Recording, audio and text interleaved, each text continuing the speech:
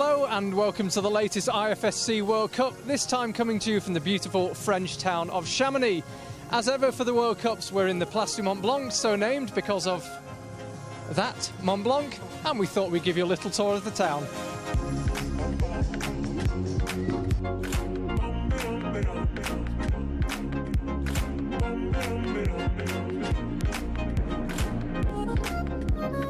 It's been a bit of a whistle-stop tour, but we've taken in all the highlights. We went to the Office d'Haute Montagne, the Maison des Guides, where the Chamonix guides are based. We did some high-quality shopping, very much part of the Chamonix experience. Checked out the mural on the wall with all the famous alpinists.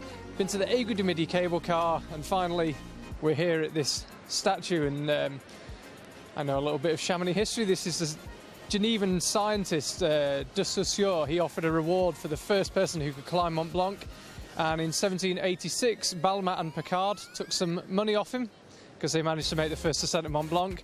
And this is Balmat showing the way to Saussure and showing him where they've been. So, real icon of Chamonix. Nice place to finish our tour.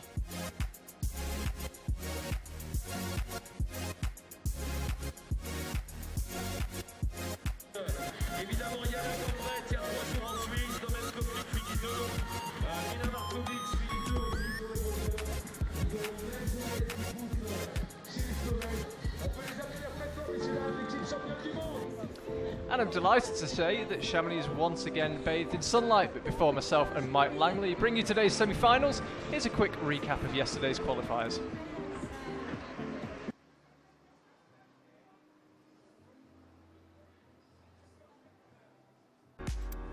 The mythical mountain town of Chamonix is playing host to the latest round of the IFSC Lead World Cups, and what a setting this beautiful place provides. Team USA were well represented in the women's qualifiers and will be well represented in the semi-finals too, after Margo Hayes and Brooke Rabatou, appearing in her first World Cup, made it through in 6th and 19th respectively. European champion Anna Verhoeven will also be there after a superb morning's work which saw her top both qualifying routes. Jane Kim also got 2 tops and will climb in the semis here in Chamonix, a place where she has previously won 2 World Cups. Elsewhere, it was also a good day for Laura Rigora, who made finals in her first ever World Cup 3 days ago in Villars and qualified in 9th here today, just behind Evgenia Kazbekova in 8th. Yann Garnbret, fresh from her win in Villars, looked her usual assured self and topped both qualifying routes. Her rivals, who were looking for chinks in her armour, will have been disappointed today. She looked in cruise mode and will take some beating this weekend. Team France had a good day at their first home World Cup of the year, with 6 of their 9 female climbers today going through to semis, with Julia Chanaudy placing highest in 6th.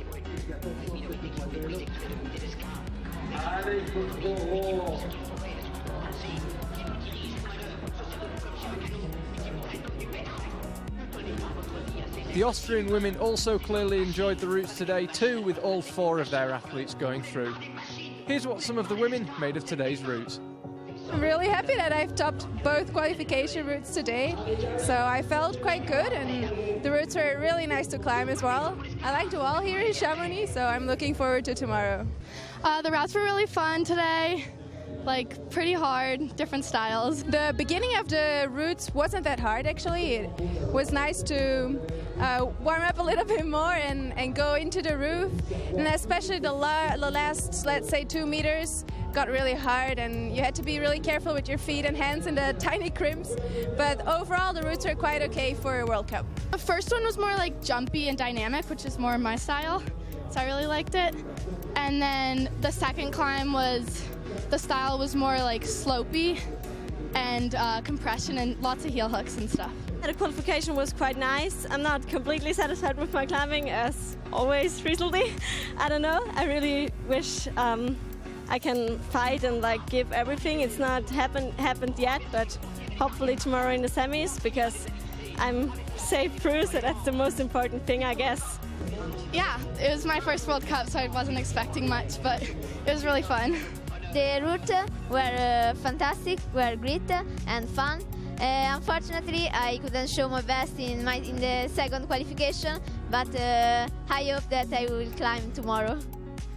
Over in the men's event, France was once again well represented with 10 climbers in action in a qualifying round which was heavy on tops.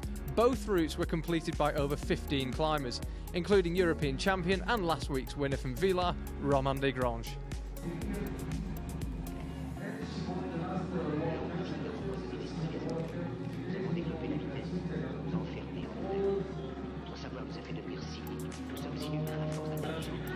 Kokora Fuji, who has already won a Boulder World Cup this year, also topped both routes.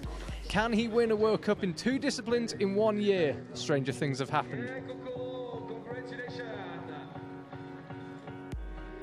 Fede Samoilov, climbing 3 days after his breakthrough event in Villars, when he claimed a bronze medal, having also made his first ever final, climbed well again today and claimed 2 tops and a semi-final spot.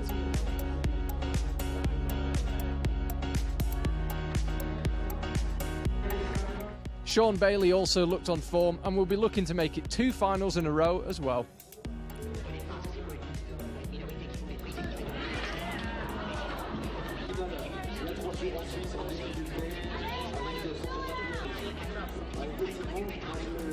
Yann, fresh from his 4th place last week, is also keen to continue his good lead form, and the top today will have helped reinforce what he realised last week, that he can compete and succeed in lead competitions, something which Domen Skofic has long known about himself.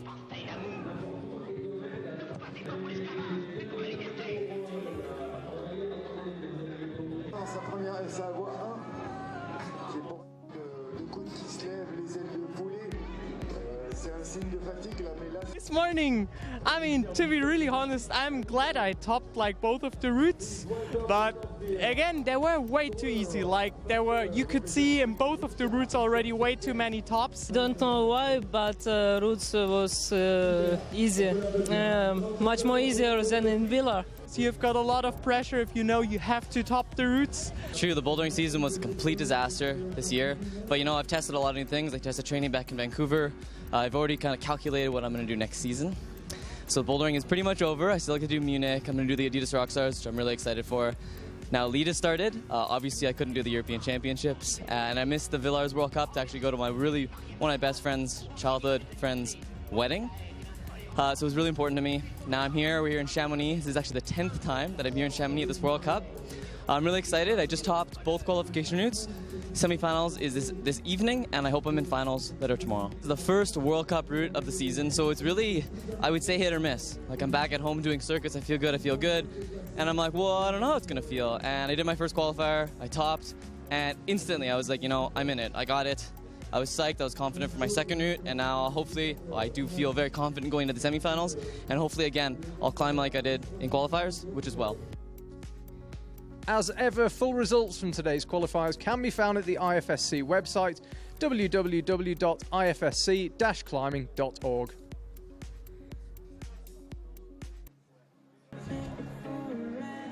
And in case you missed it last night, the men's semi-final was yesterday evening. We're only seeing the women in action today. And the last man that we saw there, Sean McCall, gave one of the best live interviews I've ever done. Go and find it. That is enthusiasm defined. Pretty impressive from a man with 100 World Cups under his belt. Mike, as well as being a commentator, you are a professional route setter. What do you make of this women's route for the semi-final today? Yeah, I think with obviously yesterday last night we had the men's semi-final. It was a little bit broken up, and I think the route setters have taken that on board when we're considering today's route. It does look like a good route. It's quite consistent. The lower half of the route really has kind of more conventional climbing, crimps, pockets, some few pinches, quite steady to get started. And then I think the route setters bring the tricks later on in the route. I think we're going to see some fireworks at the top. Hopefully we're going to see some of the athletes getting up that high, but got a lot of volumes towards the top, a lot of big holds. Right near the top is actually a huge jug, which is quite strange to see at the top of a lead semi-final route. But I think the route setters definitely got something planned up there. There's our view of Mont Blanc. That is actually the summit of Mont Blanc. The highest point you can see there. If you've got some binoculars from the town centre, you can actually see people standing on the summit, and currently on the summit of the overall rankings. Admittedly, after only one World Cup, Yann Garnbret, Mina Markovic and Anna Verhoeven follows her. Jane Kim down in 4th place. Jessie Pilz in 5th. As I say, this is after only one World Cup, which was only 3 days ago in Villars.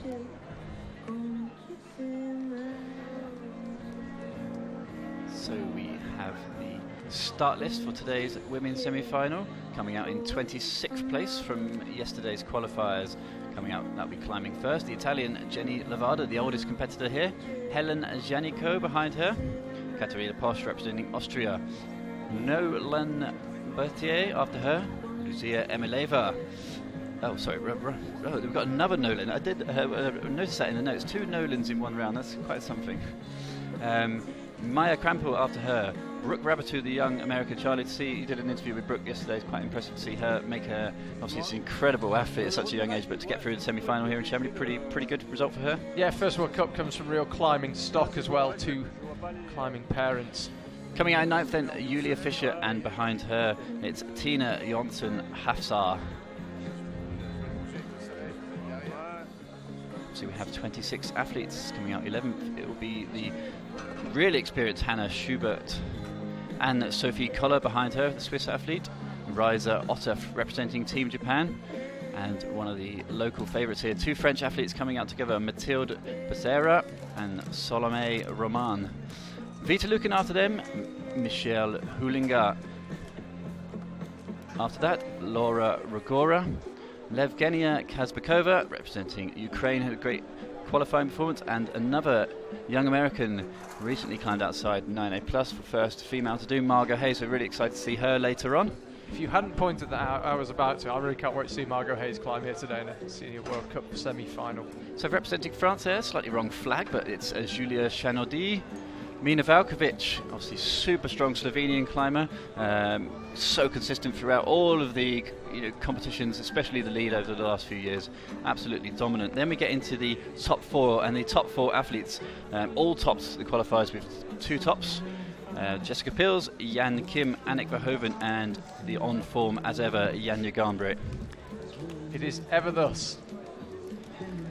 Look at that top 4 500. Jessie Pilz has struggled with injury earlier in 2017, but can you see past the Jane Kim, Mina Markovic, Janja Garnbret, Anna Verhoeven and Jessie Pilz top 5? I mean, it would be hard to bet against those 2 to be that selection really. I mean, there was 4 athletes who went through the qualifiers tied with, like I said, with 2 tops, both qualification routes topped. Mina Malkovich and Julia Chanaudy both topped 1 route and got really high on their second routes. So I don't know, but you got athletes like Margo Hayes in there, a lot of young athletes coming through, or Hannah Schubert much further down the list. So it's competition climbing. There's always an opportunity for an upset. And it's our first look at the route. Close up, the athlete observation will begin any minute now. We'll grab our chief route setter, Martin, to explain further about the route. I think it's worth to note, Charlie, that today in Chamonix it's just the most perfect day for competition climbing. Mid 20 degrees, blue sky, slight cloud over the hills around, and absolutely perfect conditions for some hard moves. And I think the women athletes are most certainly in for some hard moves on this route. You can see that's one of our first look. This stunning wall here in Chamonix in the centre of the town. The wall faces plumb north, which is quite nice actually. In Villars last week, you might remember, in the semi-final, basically the first 15 climbers climbed in searing heat. For a start, it's not as hot today in Chamonix, but the wall does face plumb north. We're not really expecting it to encroach too much on the route. It'll depend how the cloud cover is and on a few other bits and pieces, but generally the athletes should be climbing the shade. And there's a nice fresh breeze as well, so whilst it's still July in Europe, it's still warm, but pretty good climbing conditions. Well, I think what's going to be interesting as well is the athletes coming out now. You can see on the stage during the observational period, they actually have had a really good rest after the qualification round. Obviously, we saw in the men's semi-final yesterday that the men had to do 2 qualifying routes and then the semi-final with just a few hours break. The women, on the other hand, did their qualifiers in the morning. Admittedly, some of them finished in around midday yesterday, but they are well rested, hopefully, and that's a real challenge for the route setters. Obviously, we had 4 tops, which was kind of the perfect qualification round, really, from the route setters' perspective yesterday. But the athletes have had a really good rest, and they're looking fresh out on the wall during their observational period. It's a perfect opportunity for great semi-finals here in Chamonix. What a fantastic location it is. You can see there the lower half of the route, that ginormous red section of the wall is I would say he starts around halfway up the wall, makes his way up to the top third. And the wall here in Chamonix is so steep. Kind of 3 angles, around 30 degrees, 60 degrees, and then into a slightly less overhanging head wall, probably 25, 30 degrees, something like that. Haven't had my protractor out this morning to get the exact measurements, but the route setters, they like the wall. It's the same angle pretty much all the way across. They say it's so steep in the middle that it makes it difficult to have kind of technical climbs, but generally speaking, with a lot of volumes on the wall, the route setters have brought out a few tricks this weekend. We saw a good dyno in the men's route earlier on, that was last night. A tricky dyno to start the competition for the men's yesterday, and kind of like we said earlier with Charlie, there's a few issues for the men lower down on the route, so I hope we don't see that again today. We lost a lot of athletes last night early on the route, and we really want to see some tops. No tops last night in the men's semi-final. No tops in the men's semi-final. Yeah, a huge amount of tops. I think one of the routes was in the qualifying round was topped 42 times. I could be wrong. And the route setters made some changes to the semi-final, and perhaps just overestimated. It's hard to know, but no tops. Close. I think we had someone on the second to last hole, if my memory serves me right. Yep. So we were pretty close. It'd be nice to see a few tops in this women's route. You might remember last week in Villars also, we didn't have many tops in the semis and finals. Just one from Yann. So a few more tops would be nice, but it is, as ever, the finest line to tread for the route setters, between too hard, where you get no tops, and too easy, where we don't have separation in the results. We don't have the 8 climbers we want for this evening's final. So you can see on the top left hand of your screen there, as we look at the Slovenian athletes, that is the time remaining for this 6-minute observational period. The climbers have just 6 minutes to observe, and they have 6 minutes to climb the route. First athlete out will be the Italian super experienced Jenny Levada. Charlie, obviously we saw yesterday in the men's semi-final observation, not so much chatter amongst the athletes. What do you think? You can see them out there in front of us. Yeah, the women look like they're swapping a bit more information. Interestingly enough, staying mainly within their teams. So we can see the 3 team Slovenians, Janja Gambret in the middle, all swapping information. Ditto Katarina Posch and Hannah Schubert, Team Austria. But yeah, the men, it was pretty strange to see actually last night. Very little swapping of information. I've just seen Annette Verhoeven jogging across the Place du Mont Blanc here, trying to get a better view. Generally, we don't see her chatting to the other athletes that much. She's armed with her binoculars, very calculating climber. It's quite interesting actually. See some of the athletes with the binoculars and some without. I wonder why that is. I wonder, some like to get really up and close with the holds, and some just like to take a step back and just kind of really take it all in from a distance. You can see there Mina Markovic joining in, and there's Laura Rigora, bottom left. First World Cup last week in Villars. Made the final. What's great about that shot is you've got Jenny Levada there, the oldest competitor in the field, with one of the youngest, the 2 Italians working together. It's great to have that set up in the competition for the Italian team. And Team Slovenia there, you do wonder if their confidence has at all been knocked by the early exit from the competition from Domit Skofic last night. A real surprise for him not to go through, but I'm sure Team Slovenia this year just been incredibly strong throughout the routes and the bouldering, so I'm sure we expect to see big things from them.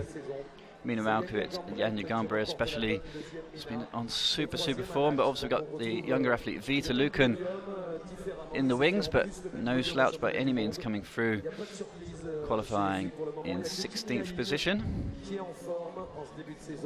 They can see American athlete working with her, that's Margo Hayes on the right hand side, first female to climb 9A plus with La Rambla in Sirana in Spain. So we've got some extremely strong athletes here. And we have Charlie Bosco down at the wall with the head route setter. Yes, just hot-footed it to the bottom of the wall. I'll be back in a second, Mike. Don't miss me too much. Martin, what changes have you made to this women's semi-final route, if any, since the qualifiers? Sorry. Wait, what changes have you made to the route? Have you made any since the qualifier? No. The qualifiers of women's was perfect, so we didn't change anything in this route, and we think it's going to be okay. And the route looks like it's quite consistent. The difficulty is increasing all the way. What can we expect today? The first part, first half of the route is, I would say, it's quite easy for the best, and then it starts quite fast to be physical and more bouldering, and I think we can expect maybe 2 or 3 tops. But we'll see what will happen. It's always very nerve-wracking for you to sit and watch the climbers, so I'll let you take a seat and enjoy the show. Yes, I think it's going to be nice to watch. We hope so too. Thanks, Martin. We certainly do hope so. We couldn't ask for a better arena here at the foothills of Mont Blanc. Massive overhanging wall and 26 extremely talented athletes. The climbers head off out the arena. They go back behind the wall into the isolation zone. And we have a few minutes break, no doubt, just before the first athletes get ready. Jenny Levada and Hélène Génico will be the first 2 out. Italy followed by France, and the Italians having a good weekend good weekday. I keep thinking it's the weekend, it's so nice here. I think Italians having a good show this week. Yeah, if you think Chamonix is busy midweek, try coming on a Saturday when it snowed in February. Yeah, they are. They're having a really good week, and it's hard to believe we've got 2 World Cups so close together. It's been a very busy week for the athletes. I was quite interested to hear that many of them had trained at the wall in Les Houches, which is about 10 kilometres down the valley from Chamonix, a big lead wall, Escalade Mont Blanc. And surprised how many of them had trained in the time off. Yeah, I think that's really interesting actually, because the recovery for the athletes these days has to be, the recovery game has to be so strong, and I wonder, I'm sure many of them have their different tactics for getting kind of recovered. I saw Yann actually walking around the town taking the cable car up the mountains. That's his method of active recovery, but just to be able to come back from especially if you made the finals in Villars, to have just 3 days back before your qualification routes, and then 2 qualification routes yesterday. This morning would have been an early start for the athletes, up early, get some food in, try and relax, and then come out for what is inevitably going to be a really hard semi-final route. Yeah, it's a fine line to tread. One of the slogans I saw recently was win, rest, repeat, and you do need your rest. It's a vital part of this, and that's why, as I say, I was quite surprised how many of the athletes are trained, but glad to hear they're also enjoying the sights and sounds of Chamonix. That is the Place du Mont Blanc, right in the centre of the town.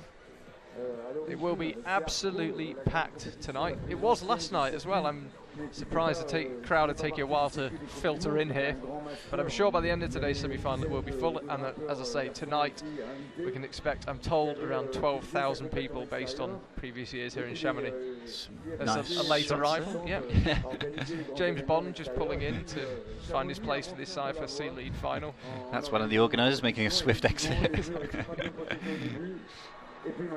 It's the action sports capital of the world, Chamonix. It's a quite extraordinary place. Somebody described it to me recently as like living in an IMAX theatre, and that's, with the volume turned up, and that's kind of like a pretty perfect description of Chamonix. It's an extraordinary place. Yeah, it's my first time here, and I feel really privileged to be able to come and visit such a town, and like I say, it's pretty crazy around.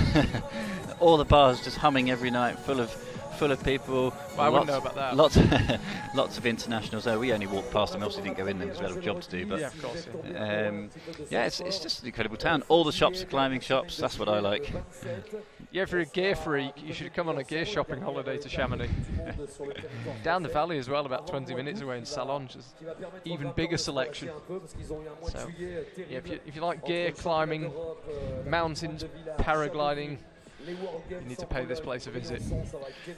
So not long now until the start of the competition. I'm sure the first athlete, Jenny Levada, will be getting her shoes on, getting chalked up. Jenny Levada actually currently 56th ranked in the world. Not been on super form in the last few years. As I said earlier, she's one of the older athletes, but she has had 6 top 10 finishes in 2012. So, you know, she's no slouch. This is her first semi-final since Cran last year, though, and that was her first one since Cran the year before. So, looking forward to hopefully a few more consistent semi-final finishes. I think I've been watching the competitions for years and years and years, and I always seem to remember Jenny Levada as one of those athletes who was always in and around the competition, so consistent. And you can hear in the background the local MC reveling the crowd up here in Chamonix for the first climber, which is, as we say, Jenny Levada. So she has 6 minutes to tackle this route. 6 minutes, Charlie. The new time format was 8 minutes. It's dropped down to 6 minutes for this season.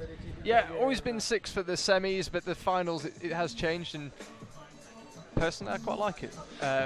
I think it means the climbers keep moving, and as somebody that attends every single IFSC Lead World Cup and describes the action, I personally feel, certainly in Villars, that we spent a lot more time talking about climbing and a lot less time watching the climbers rest, and I think that's a good thing. And I understand people's issues with 6 minutes. I understand why you might prefer 8. It's more traditional and lead, after all, an endurance event, but I like the 6 minutes to keep the climbers moving.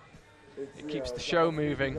It means there's constant action, and I like it. We haven't also had too many issues with it, because last week in Villars we were on a relatively short wall, and I think maybe if we go to longer walls we might see the 6 minute rule affect things more, but I didn't feel in Villars it really affected it at all. So Jenny Levada then on to the first section of the route. A few stutters at the start here, and she had a little bit of a second look at that move. She had an early stumble with the second quick draw, so a slightly nervous start for Jenny Levada. Maybe being out of the competition game for a while is kind of just a little bit tricky to get back into the hard routes, back into the competition environment, but it seems to have regained her composure and is working her way into the midsection of the wall. Super steep, this section. This is where we're going to start seeing some bigger holds, but a lot more powerful moves, a lot of cutting loose. Feet coming off the wall, a lot of body tension required through the midsection, no doubt, as we move up to these 2 rather large pocket holds. Been reliably informed, they're not jugs. They may look huge, but they are not actually that great to hold on this route, all supplied by cheetah climbing holds.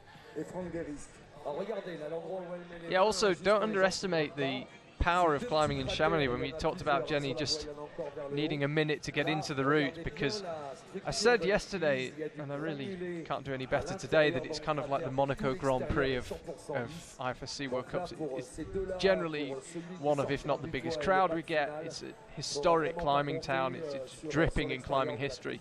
And walking out in the Place Mont Blanc, where there's been so much competition history, and in a town with over 250 years of mountaineering history, is intimidating. And I think being first here is possibly not the advantage people feel it might be. I think coming out 4th or 5th might be a bit nicer here. So Jenny Levada now looking up to her. I thought she was going to go up to the right hand there, which was potentially the wrong sequence. Time will tell on that one, but seems to have had no issues rolling over the right hand, gets the match, and we've seen once again the route setters have added a hold to the back of that kind of crimpy jug to reduce the size of the hold, blocking it a little bit, and there's another one as you go up. Another blocked hold, so precision required through this steep section. You can't just fire between good holds here. It's all about the timing of each move. Stalling out a little bit here, Jenny Levada. You can see she's about halfway through her time. Having a little look. Looks like she needs to go again with the right hand. Secures it nicely. Quite composed actually now, Charlie, I would say. She's looking pretty solid. Yeah, took a good rest when she had the opportunity. Took a short rest a bit lower down, and another one good just there. Oh, a bit of trouble. You can see how physical this route gets quite suddenly. Comes from nowhere. Caught that just on the fingertips, managed to lock it into the crimp, looking for options with the right foot. She's not finding it. Real big trouble here for Jenny Levada. Sticks it in, fighting hard. Come on, Jenny. Really a good tussle here early on in the semi-finals. The first climber putting on a good show, struggling with the quick draw. You can see the elbow starting to raise here. I'd be surprised if she gets many more moves, and she's out of there. Good start though, so she's pretty happy with that. And as you can see lowering down, I think that tells you a lot about this route. Big shake of the hands and a massage of the forearms. You can see there just the right arm starting to bend when she's clipping that. It's a pure sign of the forearms cramping up, forearms locking with the pump build up. Fires again, but realistically that's the wrong sequence, but she just went for the next hold you could see, try and get some extra points. Choreography just being dealt with by one of the local Chamonix officials. That was a classic side of a pumped climber there, where the feet start going all over the place. The sequence goes out the window, and it's just, at that case, it's just grab and go. I'm sure all you climbers at home have been in that situation many times before, when the red mist clouds over as the forearm builds in the arms. You sort of become a beginner all of a sudden in those last few moves before you fall off. But that is a real sign of a really, really good route climber, is when they get that pump, they can just stave it off and just keep going. And I was always told, if you're completely pumped, you've always got 15% more to give. So I just keep telling myself that when I get really pumped on a route. You've always got 15% more. Next athlete out there in the French athlete, Hélène Janicot. And just off to our right, Jenny Levada has taken a seat, and her forearms are screaming. She's really trying to stretch those out. It's a really good route. Start seems really, really pumpy. Slightly different to the men's route, where we saw sort of a stop-start semi-final. More of a power endurance route. This looks like more of a classic pump fest, as Hélène Janicot starts her campaign. Hélène 16th last time out in Villars, world ranked 11th. She's made 11 finals since 2014, so Hélène Janicot is an absolutely exceptional athlete. Yeah, very expressive climber as well. One of the climbers who you never need to ponder what she might be thinking. If she comes down off the wall and she's not happy, you will most certainly know about it. Well, a bit of passion is good, that's what we want to see. Yeah, she wasn't over the moon with her qualifying performance, which is why I mention it. Ended up 25th, hence climbing second today. Climbers coming in reverse order. I think athletes definitely have the ability to reset after the qualifiers round, though. Hopefully the coaches have had a chat with her overnight. She's got a good rest, taken on some good food, and with a pedigree of results like that, I'm sure Hélène Janicot can come back here and fight for a place in the finals. Yeah, I think that's probably quite a small advantage that the women had over the men, is that their semi-final is on a new day. And it's amazing what disappearing off to your hotel and having a nice meal I suspect the athletes will have a glass of wine, but a nice meal and a good night's sleep will do for you. Nice. Reset. Exactly what we didn't have. We had a bit of bread and a bit of sausage for dinner. But it's interesting there, Jenny Levada went over the right hand to this hold it, and she's now got a left hander up. So Hélène looking confident here. Reads it slightly different to Jenny Levada. No issue so far. Actually ends up in the same position Jenny Levada was in, but added a move in there, but for the same score. Taking the opportunity to have a little rest. It's very rare in these routes these days in the lead qualification to be able to get two hands on the same hold like that with 2 footholds. We mentioned it a little bit last night, a few quarters for the men's semi-final. Rests really not usually on offer on these routes, but Hélène Janicot looking really solid through here. We've started to lose first athlete, Jenny Levada, the Italian. Looking pretty solid so far. Yeah, she's looking very controlled here, Hélène, sorry. That was a clip that Jenny just struggled with slightly, but no such problems for Hélène. That was actually the right sequence with Jenny Levada there, Levada used, but looking good here. Slight fatigue starting to show. It's incredibly steep, this section of wall. Real power needed now. Oh, just off, and look how bad that hold was she's going for. It's a brutal move up to those 2 tiny holds. So she's actually changing angle there, so the route heads have gone through the super steep into the much reduced overhang of the head wall, and hopefully we'll be able to see again, but that's how bad that hold is. Just a small pair of holds for the fingertips and the thumb, a bit of a thumb catch there for the left hand. You can see tension required through the feet. Really terrible right foot hold, and just lost it. I think she was slightly over the hold as well. It looked like she made contact a couple of centimetres above the top of those 2 holds and had to drop onto it. So even at this early stage, 2 climbers in, it would appear accuracy absolutely vital, as you mentioned earlier. Some closed holds, and there it is. Thank you, Mr. Director. It's perfect. That hold on the left, top left, is where Hélène went for. And as I say, she just made contact just above the bolt hole and had to drop onto it. And it seemed like catching it sort of dynamically like that was nigh on impossible. So you're going to have to be really accurate when you go for that. For those people at home wondering what the marks and the numbers are next to that hold, that's the route setter's way of marking where the hold goes back on the wall. Obviously, after each round, they have to take the holds off and then rebuild them. So they would have set these routes probably 3 or 4 days ago now. I know the route setting team have now been here for 8 days. So 30, that most likely indicates the number of holds from the ground. So that would be the 30th hold. Nothing worse than rebuilding a route and completely losing where the holds are supposed to go, but they will have photographs and everything else. Has happened before. Certainly happens to me, I know that. So the next athlete out, another super experienced competitor from Austria, it's Katharina Posch. Katharina, 7th in the European Championships in Campitello de Fassa earlier on this month, 18th in Villars. So another athlete who's coming out potentially disappointed with her qualification score. Yeah, we've also seen her in the bouldering this season, which has been really enjoyable. Saw her in a semi-final as well in Chongqing back in April. So she's an all-round athlete, vastly experienced. I think we're starting to see that more and more, athletes competing in definitely at least 2 disciplines. A lot of athletes now starting to compete in the 3 disciplines, lead, speed and boulder. And certain teams anyway are really pushing the athletes from this point onwards, especially the young athletes coming through, to compete in both speed, lead and boulder. Katharina's been around for quite a while now on the scene. There's obviously no slouch on the boulders as well. So the top section, we believe on this route, is quite bouldery, so we really hope that that might suit her. Let's see if she can get that far. Climbing nicely so far. Clever use of that drop knee, conserving energy. It will be interesting in seeing how she, assuming she gets there, how she finds this move to the 2 tiny holes. We just saw Helen Janico fall.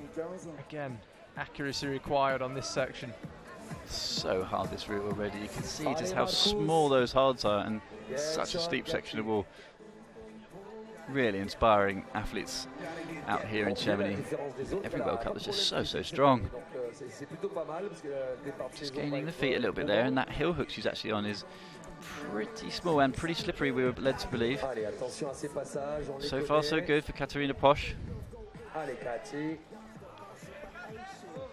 You might be able to hear the Austrian team behind us giving us some encouragement. They're well represented as ever here in Chamonix. Here we go then, Charlie. This is the move where we lost the last athlete. Oh, again! Same move, and I have to say in real time, hopefully we'll have a replay for you, but in real time, it looked like, again, she was just above the hold. Not by much, we're talking millimetres, couple of centimetres. Let's have another look. You really see, like you say, she just seems to fire above the hole. We're going to see exactly what happened. Wasn't 100% sure what to do with the feet here. The high left foot is actually going to be pushing her back off the wall. And it's the same again, yeah, just above it, had to drop onto it. I suspect she nearly hung onto it, even dropping onto it. I suspect the first climber who's accurate onto that hold will probably stick it. Yeah, and I think at this stage, the sort of thumb catch underneath there, it's vital to hit that, especially for the next move, because that's what's really going to help you pull into the wall. But she seemed to hit the right-hand side of that, so she wasn't sort of centred on the hold. Just wasn't enough. With the speed that she was going through that out of the steep section, chances of sticking that move pretty low. Yeah, and I was up in the cherry picker earlier on as well, and we had a good look at that hold. And the move, it's not blind, but it's not amazingly well sighted. It's just on a change of angle. You can kind of see the crimp you're going for, but you possibly can't make out exactly how thick the hold is, and that's possibly why the climbers are going slightly past it, because it's better to go slightly past it than to be slightly short. So Noam Berthier is out, second French climber today. Mais qui a toujours pris soin à son entraînement et sa préparation physique. Elle a une puissance incroyable. Et voilà, on ouvre le bal avec une petite, un peu pour voir ce que ça peut donner. Il y aura Kim Yann dans le même gabarit. Il y aura évidemment Salomé Romain. So Noel Wen starts her campaign, second French athlete of the day. French really well represented here. Big contingent. Obviously with the French crowd right behind them. World ranked 40th, so Noel Wen's done pretty well to get through to the semi-final. Maybe on the home turf has been good for her.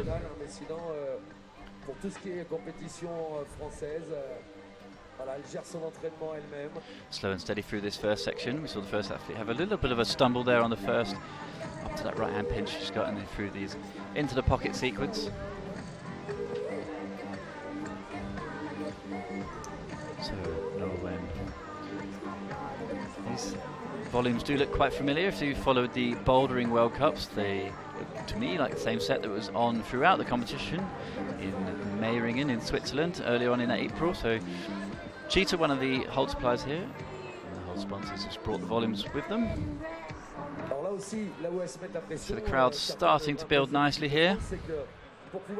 And we have down at the wall Charlie with Helen Yannico. Helen, we've just seen you climbing. That last move, just explain what happened. Did you go too far? No, the route is quite easy until this point, and I just get sleepy and arrive like really too smooth on the hold, and it just suddenly it's a boulder movement and you have to be present, and I was not able because I get too sleepy because of the beginning of the route. And what was the beginning of the route like? Were you tired when you arrived at that move? No, it was, for me at least, I found it quite easy. There is really nothing before and for me, and just this movement is harder, so you have to be here, and I was not because I get enough force. Okay, well, it was great to watch you, and thank you for talking to us. Thank you.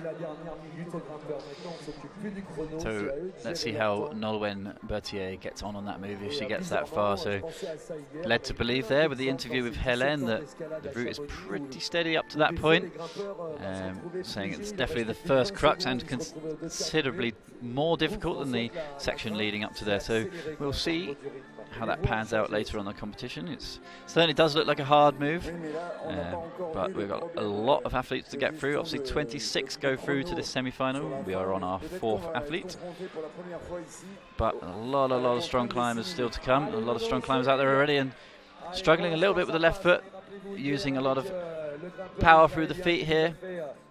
Nolwenn Berthier into this next crux section then. As you can see the results across the top of your screen, Katarina Posch currently leading the way with 27 plus. Come on then. Nolwenn, the crowd's getting behind Nolwenn now. Here we go on this move. Another one drops that move. That's third climber to fall on the same move. Let's hope that doesn't become a theme for the semi-final. I'm sure we'll see some athletes pushing through that, but it really does seem to be a bit of an early crux.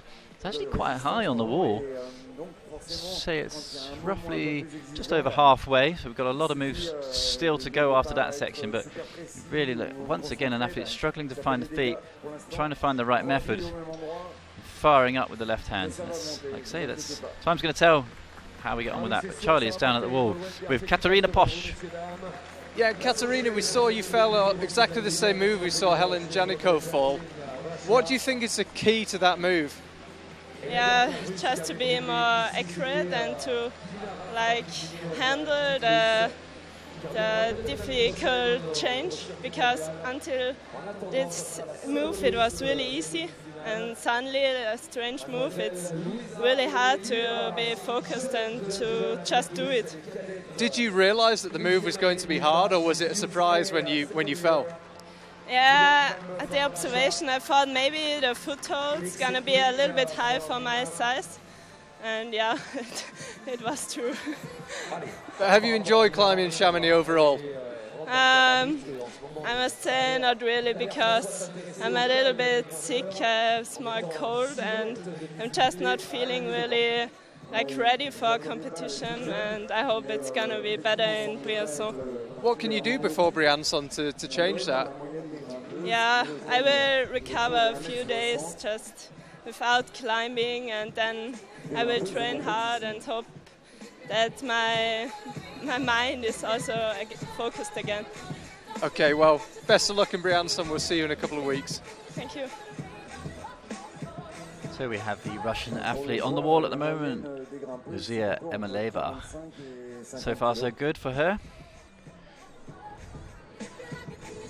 Luzia, another one of our athletes who's had a really strong youth competition career, makes her way into the senior competition finals in the Youth A category 2016, so she's only really started her senior career.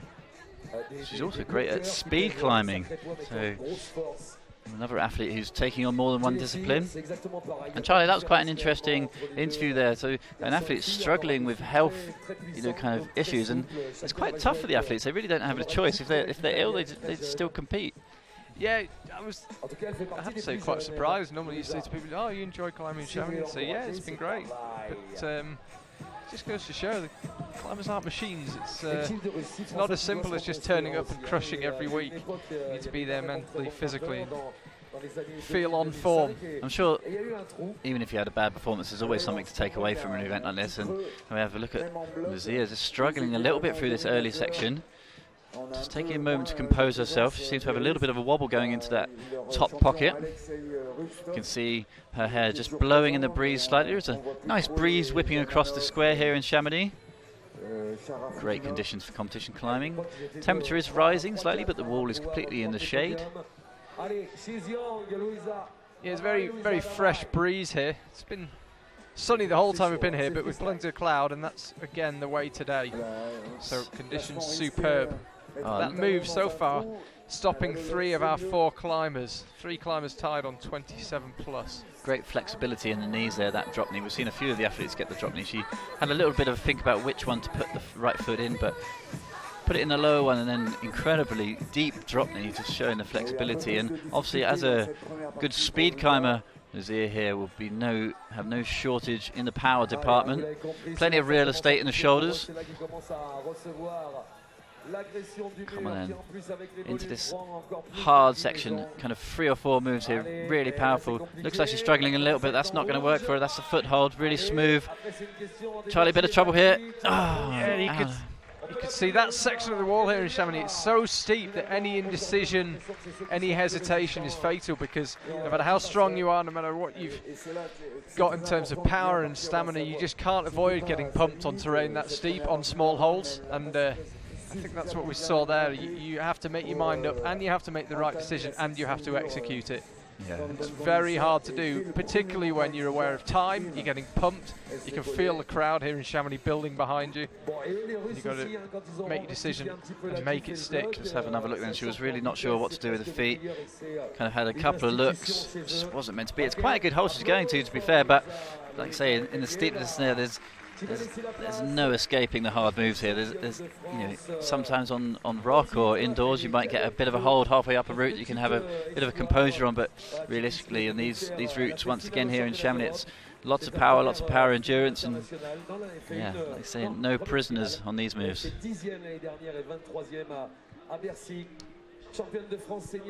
So next out, our second Nolwenn of the day, Nolwenn Arc of France. Very young climber, not the youngest climber in today's semi-final. Born in the year 2000. Wow. It's quite interesting if you look at the birth years. We've got Jenny Lavada 1984, and then a number of athletes born in 2001, so a real depth in the field. Yeah, interestingly enough, a climber born in 1984 hails from the same country as one of our athletes born in 2001, Italy. So yeah, and that was really cool. During the generation. Yeah, during the observation, they were working together. We saw her last week in Villars, but seeing Laura Agora, something I know a lot of people are looking forward to seeing once again. Unbelievably enough, someone was asking if she was the new Yann Ygamrett. Yann Ygamrett's only 18. But, 18 and over the hill, the youth are coming through. Clearly, yeah, but people are very excited about this younger generation of climbers, including Nolwenn Arc. So Nolwenn looking smooth through this first section, no issues so far. Some of the interviews we've had already, we know that this section is pretty steady for the athletes, not being challenged too much through this early section. Obviously it will be building, the pump in the forearms will be building slowly, so it's not hard, but it definitely takes something out of you. She wasn't a million miles off the final last week in Vila, 11th place for her, 8th in the European Championship. So certainly wouldn't be the biggest shock in the world if we saw an extremely strong performance from Norwen Ark. She's climbing very early in this semi-final, so if she does climb well, she'll have a long wait to see if it's enough to make the top 8, but she's certainly capable of it. So you can see they're smooth through this lower section, cutting loose nicely. Feet in the right places at the right time so far for Nolwenn. Looks good. Doesn't need that drop knee so much. Looks like she's going to drop it in on the next move, but slow and steady. And this is where we're seeing the athletes take a bit of a breather, have a little bit of a moment. But Nolwenn choosing not to match that left-hand hold, pushing on up the route. Maybe that works for her. Cool move here with a high right heel hook. And this is where we started to see the issues from the previous athlete on this next move. Come on. Yes. Stuck it, no problem. That just goes to show, we were talking earlier, how you've just got to make your mind up. Instantly spotted how to do the move, executed it perfectly, and when it's done like that, it actually doesn't look too difficult. It's quite an interesting section there. Pretty much all the athletes who got there were trying to find a right heel hook on the previous move. The route setters have blocked that crimp, so to eliminate the heel hooks means they have to stay front on and just lock off and over to where right hand currently is. And this is great work here so far from Nolwenn, but stalling out a little bit. Needs some shoulder power on the left arm. Hits it but struggles a little bit. Come on. On this move, yes! First athlete to stick this pinch, looking good now. Nolwenn Ark, come on. That was unbelievable accuracy. We've mentioned it a couple of times, and she just absolutely nailed that move. She nailed it, and then sort of vice grip as soon as she grabbed it. Just you can see the fingers and the thumb locked in combination there, but seems to be struggling a little bit with the feet, stretching hard here. This is good route reading from Nolwenn. Yes, superb climbing with amazing maturity. Just didn't match the hold, just used a middle finger just to get some purchase on it with the right hand as she crossed through. So here we go into the really bouldery section, a lot bigger holds. Potentially as one of the smaller athletes could be struggling with these large pinches. You can see the route setters have added something for the thumb there, but you can see how stretched her left hand is. Super wide, it's going to be straining the skin through the hand. Let's see what the sequence she comes up with, but looking still quite composed. She will be getting pretty tired up here, but it's good work. This looks like, I was just about to say, looks like she needs to flip the right hand onto that thumb catch, but that was a good burn from Nolwenn Ark, and time will tell if that puts her into a good position, maybe for finals. It put her in a very comfortable lead at this early stage. She was the 6th climber out, so 19 still to go. As I mentioned, she'll have a long wait, but seeing her name at the top of a leaderboard will be a very nice start to her morning here in Chamonix. This is the shot we wanted to see. So this is the move that stopped 3 climbers already. And again, she was slightly above it, but seemed to drop onto it in a split second. I think what's interesting about that move, that's a classic where you get the top hold and the thumb catch comes in to help stabilise once you've got the top crimp. And if you fire for it as a pinch, you can potentially kind of lose contact. I think it's better to go with the crimp, then lock the thumb, and the thumb will help pull you in closer to the wall to go up with the right hand as you change the angle. Now we can see at this early stage, 6 climbers down, 20 to go. Nolwenn Ark takes an early lead. If climbers are tied in the semi-final, it does go back to count back to the qualifying round to decide their ranking. So if you're wondering why the climbers who are tied on 27 plus are 2nd, 3rd and 4th and not joint 2nd, that's why. Hopefully we won't be in a situation where we have to go to use the countback to decide who goes through to the final. Obviously we've seen a quite high point on the wall already with a lot of athletes still to come, so early predictions of a few tops here hopefully. In your interview earlier with the head route setter Martin, he suggested he expects to see 2 or 3 tops here this morning. Yeah, I was interested actually. Normally I don't actually ask the route setters. I certainly don't ask them the grade, and I don't normally ask them to predict how many tops there are. I was going to spare him that, but he volunteered it, which is always nice. Yeah, I think the route setters would have had a chat together, and they would say, right, what sort of semi-final do we want? This is obviously a few days ago. They say, right, do we want a semi-final? We're going to get loads of tops, put on a good show, but live life kind of on the edge of their seats to see if we can get a finalist list. But I think after the sort of slight disaster of the men's qualifying routes, I think they'll probably go for a bit of a safe bet.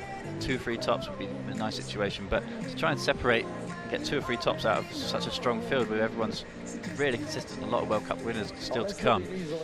It's a really tricky gig. It certainly is.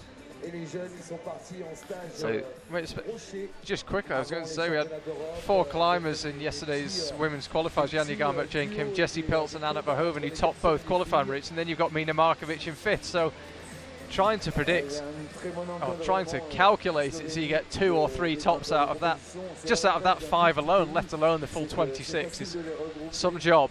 But Mia Krampel is the latest to try her luck. Yeah, Mia Krampel then 35th out in Villars last time, so good show for her to get through to the semi-finals, and looking composed and solid on the wall at the moment, taking a bit of a moment to take on some chalk. See, we heard in one of the earlier interviews one of the athletes saying that they found the route quite slippery, so taking on chalk is going to be key. Like we said before, the conditions are pretty good for climbing, but this style of holes, the polyurethane texture, can start to become slippery as the routes go on, but we will have a cleaning break after the 13th athlete, so I'm sure that won't be a really deciding factor. But great drop knee once again there from the athletes, and such great technique from these ladies out there. Yeah, I was about to say actually that that breeze that we mentioned earlier has died slightly here in Chamonix. It's often the most simple way of knowing what the climbing conditions are like, of being next to the wall, which is where we are today, and it has got more humid even in our little box, so conditions I think slightly worsening. Temperature certainly rising. We shall see. We shall see, and in theory the athletes get stronger. As speaking of strong athletes, Maya's looking really solid through here, so let's see if we can get a second athlete through this next crux move. She needs this move onto the right hand. There's no pushover either. It's a relatively good hold you're going for, but it still lines you up for what's proven to be one of the cruxes. Oh, great work there. She went with a high left foot, put her in a pretty hard position to push through, but looking good there. And this is where getting close where we lost the previous athlete, Noel Wen. So far so good for Maya. Again, you can see there's one of the first looks at this top section. A lot of bigger holds now, a lot of transitions left to right. So Noel Wen was just resetting, it seemed, more of a slip than a fall. So you can see this. I think you need to fire out to the left, then flip the right hand. Struggling a little bit here, the shoulders are up, now flip the right. There it is, as she pushes to the left. Great sequence here, really powerful. This is what we want to see. Oh! Great move there, there's a good burn from Maya Krampel, and really, like we said in the observation, bouldery section at the top of the wall. Massive great jug she's firing up to, but it's not that great on the inside. You can see another look then, off the big ledge, just tough. Didn't look like she missed the sweet spot by much, if at all. I think I mistakenly just called that a jug. To be honest, it's a very large hold. It's sort of a slopey jug, and sometimes the route setters might add something to the inside of that. So maybe we'll get a chance to find someone to ask what that hold's like on the inside, because it's pretty slippery, but it's a really big move, but a pretty cool move. I think we're going to see some fireworks up there later on. Out next, one of the, there you can see Mia Krampel, she takes lead 33 plus. So the route setters so far, it looked like we might have a bit of a bottleneck, but so far it looks like they're doing a good job. We're getting the climbers progressively getting higher after that initial 3 climber bottleneck. I suspect we will see more falls at that move again, but climbers now making progress move by move. I think the route setters do try and get a really consistent route, but inevitably there has to be a hard move at some point, and we saw that in the men's semi-final last night. Kind of pretty consistent, but the odd hard move that we saw quite a few competitors tying on the same score. And out next, someone I'm particularly looking forward to watch, it's the young American Brooke Rabatu. As we said, comes from an incredible climbing background, born in 2001. Let's see what Brooke can make of this route. Charlie, early predictions for Brooke? I just don't know. I mean, we saw it in the Youth World Championships in Guangzhou, for anyone that watched our footage there. She was second in Youth B lead, third in Youth B boulder. She's also climbed in the Vail World Cup. This is her first lead World Cup. Another all-rounder. But something of an unknown. She could make the final. She could slip off on the move, in the 27 plus move that we've seen a lot of slips. she's not a climber that we've seen at senior level in a lead World Cup before, and I get the impression we spoke to Brooke yesterday. You might have seen that at the start of our programme with the qualifying highlights. She's just enjoying the experience, and that light-hearted, relaxed approach seems to be working a treat. Yeah, I think coming from such a strong competition climbing background, I'm sure her headspace for competition will be really on point. And she's just like you say, she seems to be super relaxed, really controlled. So let's see what Brooke can do. And obviously coming 9th in the Female Bouldering World Cup in Vale earlier on in the year. No stranger to finals. Well, it wasn't finals, close to finals. No stranger to hard moves, especially if she can get through to this top bouldery section. We'll see what she can do. So far so good for Brooke, climbing with good pace. Nice and steady.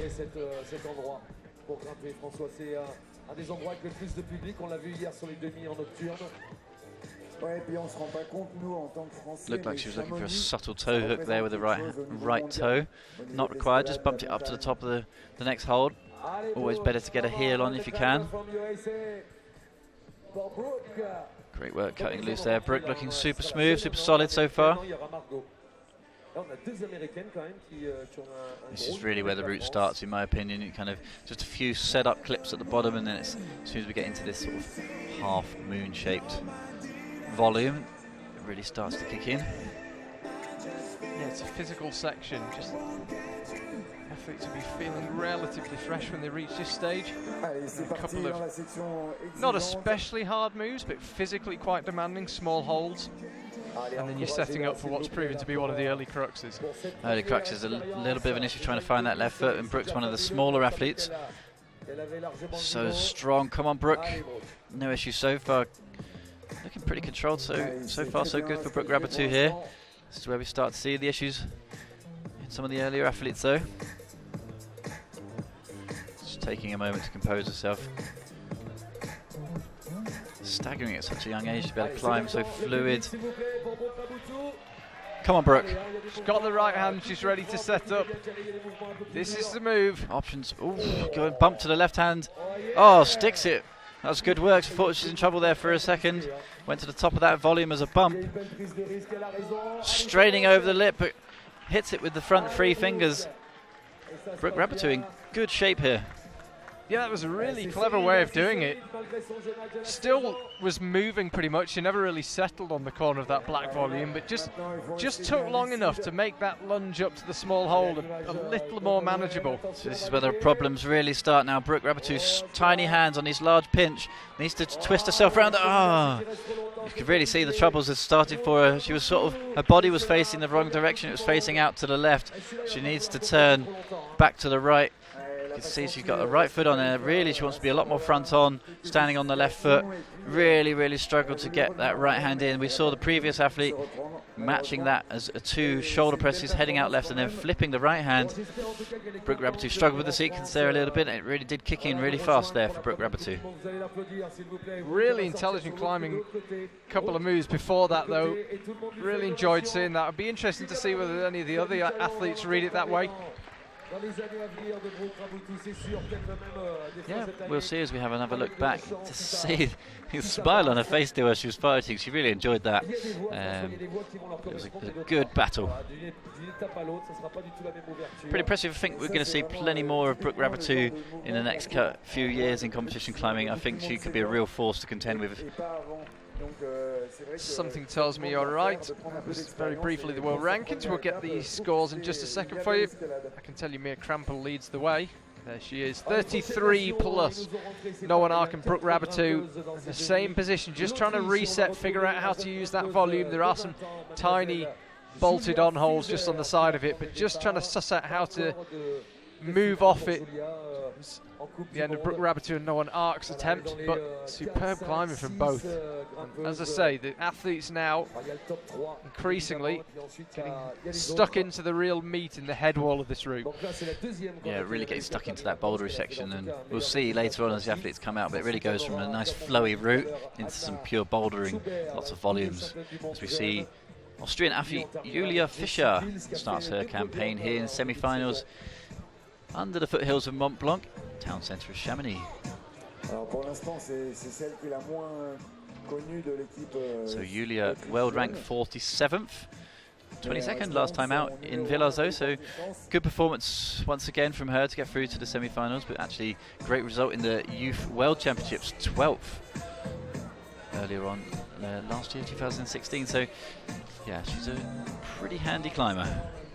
Hails from the climbing city as well, Innsbruck. Well, actually comes from Hallin Tyrol, if you've ever been. It's about 10 kilometres up the road. It's essentially Innsbruck, which, if you've ever trained or climbed outdoors in that part of the world, you will know is a good head start into the world of climbing to be born in Innsbruck. Well, and in Innsbruck now you have this new incredible centre being quoted as the world's best climbing wall, so for the Austrian Federation to spend that money, surely we're going to see more and more athletes coming through really well in the kind of Austrian setup, and it's a pretty amazing thing. If you've not checked it out, check out the new climbing centre in Innsbruck, and we'll be there later on in the year for the Youth World Championships. 30th of August to the 10th of September. We'll also be trying out some Olympic formats. Should be very interesting. And yeah, we'll be in Innsbruck for 12 days. So Julia Fischer then, as we've seen with pretty much all of the athletes, cruising through this section. No issues so far. Great moves here. Cutting loose, that's what the crowd want to see. Really gymnastic climbing. Bit of power, bit of cutting loose. You can actually see how steep the wall is. The routes have had to put on really long quick draws for clipping, to accommodate steepness across the volumes, make sure that there is no issues with the rope drag. Last time out in Villars we saw a bit of rope drag at the top of the women's finals, excuse me, as Julia Fischer just takes time to compose here. Great angle, you can see the steepness of the wall here in Chamonix. You can actually see her looking down at the clock. She has plenty of time. You can see it in the bottom right hand side of your screen. 3 minutes 30 remaining. Now launching into this very, very physical section. You can see there, Charlie, it's the left foot. That's actually just a little jib added to the side of that earlier pinch, and it's a really bad foothold, and that's where you got to stay front on now, cross over and cut loose. It's a really cool sequence, and it really starts to produce some real sort of power moves and some power endurance problems into this next section. So this is where we saw Brooke Rabatou get the right hand and then bump the left hand to the end of that black volume. You can see head just tilts back a little bit there with this powerful move. I think Julie's lining it up direct. She is. Oh, catches her out again. Fourth climber on 27 plus. She didn't look 100% confident in that move, and there seems to be a real discussion as to, in the climbers' minds, whether they put their feet high on the left foot.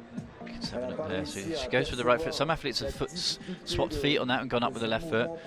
She looked like she was going to go straight up, then went for the high left foot, and that's really hard to control the power as you're pushing back so hard with the foot to gain the upwards momentum, but it's also pushing you back off the wall at the same time. And when you're going up to a pair of holds that's that bad, that is hard moves. So we have Charlie down at the wall with American Brooke Rabatou. So Brooke, we've just seen you climbing. How did you enjoy your first Lead World Cup? It was so much fun. I really enjoyed the semi-finals route. And that move that looks like it's proven to be the crux, the bump up to the small crimp where the angle changes, you did it slightly differently. Did you read that beforehand? Are you talking about like where I fell? Just before, you bumped up to the black volume and then up to the crimps. Well, I just saw that there was a lot of chalk on the black volume, so I was like, it's right there. Ended up working out, so that's good. It worked great, and then you found yourself on the orange volume above. Just explain what was happening there. I think I kind of messed up the beta a little. I tried to match underneath, but I should have just sat on the heel a little more. But yeah. But overall, you're happy with how the weekend's gone? Does it give you a lot of confidence? Yeah, I mean, it's pretty exciting for a first World Cup. Making semis was super fun, so can't expect too much more. And which World Cups will we see you in for the rest of the year? I'll be doing Briançon and Arca. Fantastic. We'll see you in a couple of weeks. Well done. Thank you so much. Great interview there with Brooke. Huge smile on her face. Really enjoyed herself out there. So here we have Tina Johnson Hafsey representing Norway. came through roughly just under halfway through the field. 30th last time out in Villars, so she's already improved on that result. She's actually 22nd in the European Championship, so she's on form at the moment, and it's quite an interesting athlete really. She's had a huge gap between internationals 2013 to 2017 out of the international competition game, so to come back in, refound the energy for it. Quite interesting to see why she took that long break, but so far so good for Tina Jonsson. Allez Tina, voilà, on entend derrière, c'est une minorité, elle n'a pas beaucoup de monde dans le public, donc on va l'aider. So the Norwegian athlete pretty steady so far, seems to be enjoying her competition so far. We've seen her walking around the arena here in Chamonix, looking pretty comfortable, looking relaxed. Obviously after such a long break in competitions, back into it in 2017. May have heard in the background there, Brooke Rebattu just came close to the commentary box, so excited still after a great performance. She's sharing some energy with some of the fellow competitors. Brilliant interview there with Charlie. Brooke seems to be really psyched on her performance. Yeah, we're looking forward to seeing her in Brianza tonight. It's great news she's coming nicely before, so it's really good. So you can see Tina just glancing over her right shoulder. She'll have a clock down there on the ground she can have a look at. Plenty of time. She's only used just over 2 minutes so far. So no issues, taking a little rest. It's a real opportunity for them to look up, read the sequence. They have read the routes from the ground before in the observational period, but you know, it's very similar to an on-site experience, I would say, up there really. Just coming out, just tackling the route first time from the ground.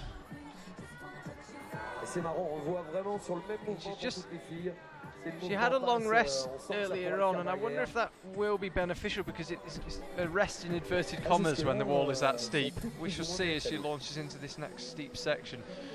So here we go with Tina Jonsson tackling this next section. We know this is to be the crux of the route so far. Hits the left hand with ease. That was good work. That was one of the most solid landings of that move we've seen, actually. Just caught the left hand with the front three fingers, manages to lock it into the full crimp. I thought she was in a bit of trouble there for a second.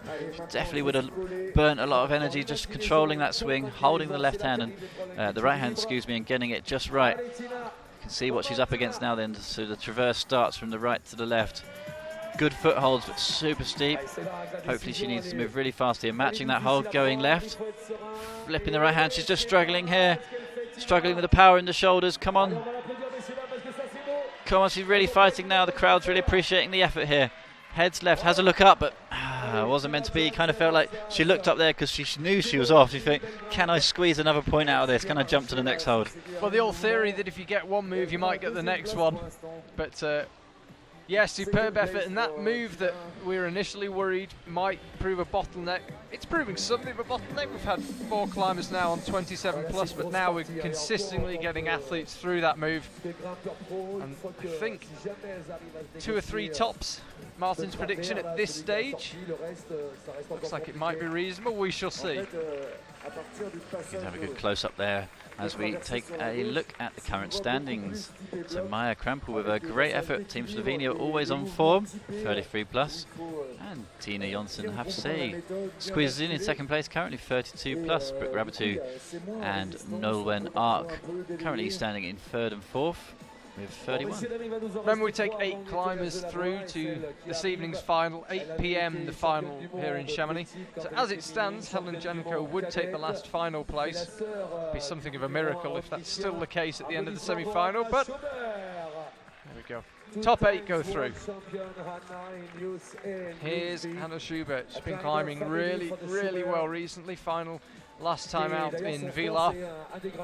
Never seems to be quite content with how she's performed, which is a winner's mentality, really. She, no matter how it goes, she always sees room for improvement. Hannah Schubert was actually 9th here last time out in Chamonix, so she obviously likes competing on this arena. Hopefully she can bet her position. Head to qualify as 9th, obviously 1 spot off the final, so she can do 1 place better. So we'll see her later on in the finals tonight. We've been assured that tonight's final will be an incredible show, so really looking forward to that later on. Yeah, Mike, I know this is your first time in Chamonix. I think I've probably been to the Chamonix World Cup 5 or 6 times. When the Place du Mont Blanc is full, the DJs kick in. Mont Blanc gradually has the sun set on it and then disappears into the night, and the climbers are climbing under the spotlight. It's unbelievable. One of slightly biased perhaps, but one of, if not the greatest spectacle in competition climbing. Yeah, make sure you join us for the live stream of that later on tonight. Of course, the athletes will be well aware of that. Lots of pressure to climb in a final in Chamonix is a big deal for any competition climber. And I have to say, just being here, the whole event feels big. It feels like there's more tension in the air. Yeah, there's something in the air this week, especially maybe, you know, after only one World Cup, we're not quite sure where the athletes stand, so it's all up for grabs. As we see Hannah Schubert, very close up to those holes there. You can see they're large, but they are not sort of your traditional in-cut jug holds. Big holds, but not that great on the inside, but takes the opportunity to have a little rest, take on some chalk. Just the composure from these athletes to steady the nerve. And they know that this next move, it looks quite far away. It's a big move, firing up the left hand, cutting loose the feet. The route really starts here. You can actually see on her right hand side there, she's wearing the watch to keep an eye on the time.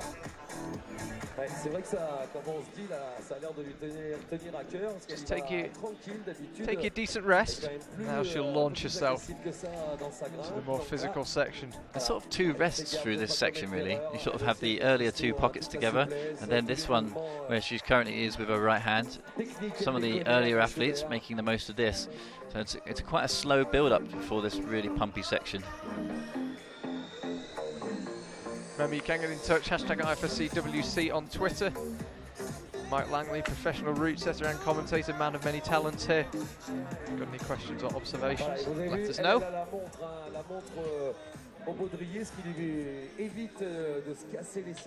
As Hannah just sets herself, goes up with the right. Heel hooks in, now she'll go up to the crimp that requires that accuracy. The route setters have blocked it slightly, as you can see with another hold on top. Climbing nicely so far. You can see the fatigue just beginning to kick in though. The wall is steep now, and where she had her rest, it's also steep. It's a poor rest if it's a rest at all. You really see her elbows starting to sort of dig in a little bit. She's kind of tucking them into the body. Sure sign of a bit of fatigue kicking in. Maybe that earlier rest, she's kind of quite slow to this section. She's already down to 3 minutes remaining, so she's burned 3 minutes up to this point. Head tilts back a little bit. That is a really hard move. Looks like she's figuring the feet. Going to go for the high left foot. Come on. Sticks the top crimp. Nestles in the thumb catch. This is good work here from Hannah Schubert. Come on, Hannah. Oh, I thought she may have been able to hold it. That was a great effort. She didn't have her left foot on the hold. It was just on the corner of the volume. Only a smearing at that point, and that meant the body tension went, spun round to the right hand side, and Hannah Schubert was off, but it was a great effort. Good effort there from Hannah Schubert. Have another look. She really locked that crimp in, but we can see as she hits that, as we've seen a lot of athletes, she actually cut loose the left foot just on the very corner of that, and she can see her twisting it to try and find some purchase. Wasn't meant to be, but a good effort nonetheless from Hannah Schubert from Austria. You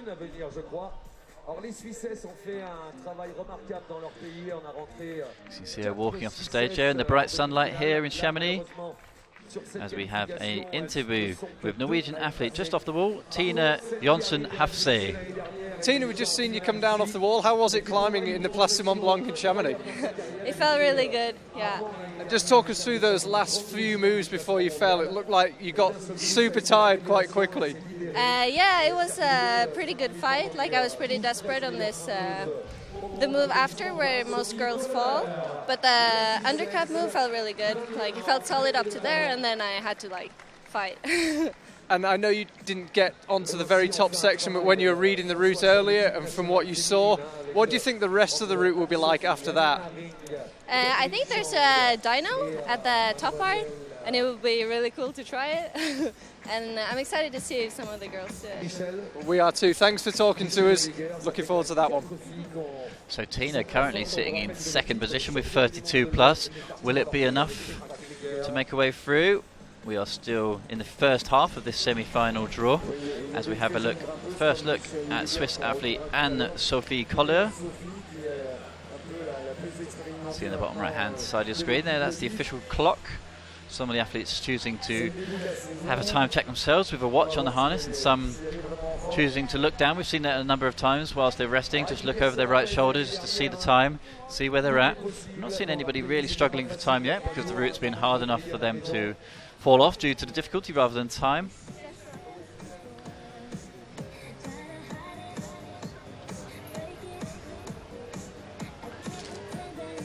So Anne-Sophie currently in the top 10 in the world, so ranked 10th, 9th out in last time out in Villars, and she made 3 finals in 2016. So real potential for Anne-Sophie to make finals here. Yeah, we had a good chat yesterday with Permin Schreiber, one of the Swiss team coaches. Check out the IFSC Facebook page, running us through the life of a coach. Sounds like a busy man. He's here today supporting his athlete.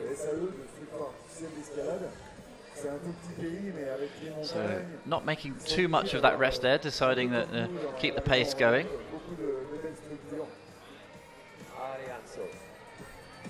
So Anne-Sophie Koller looking good so far. Makes the left clip with ease.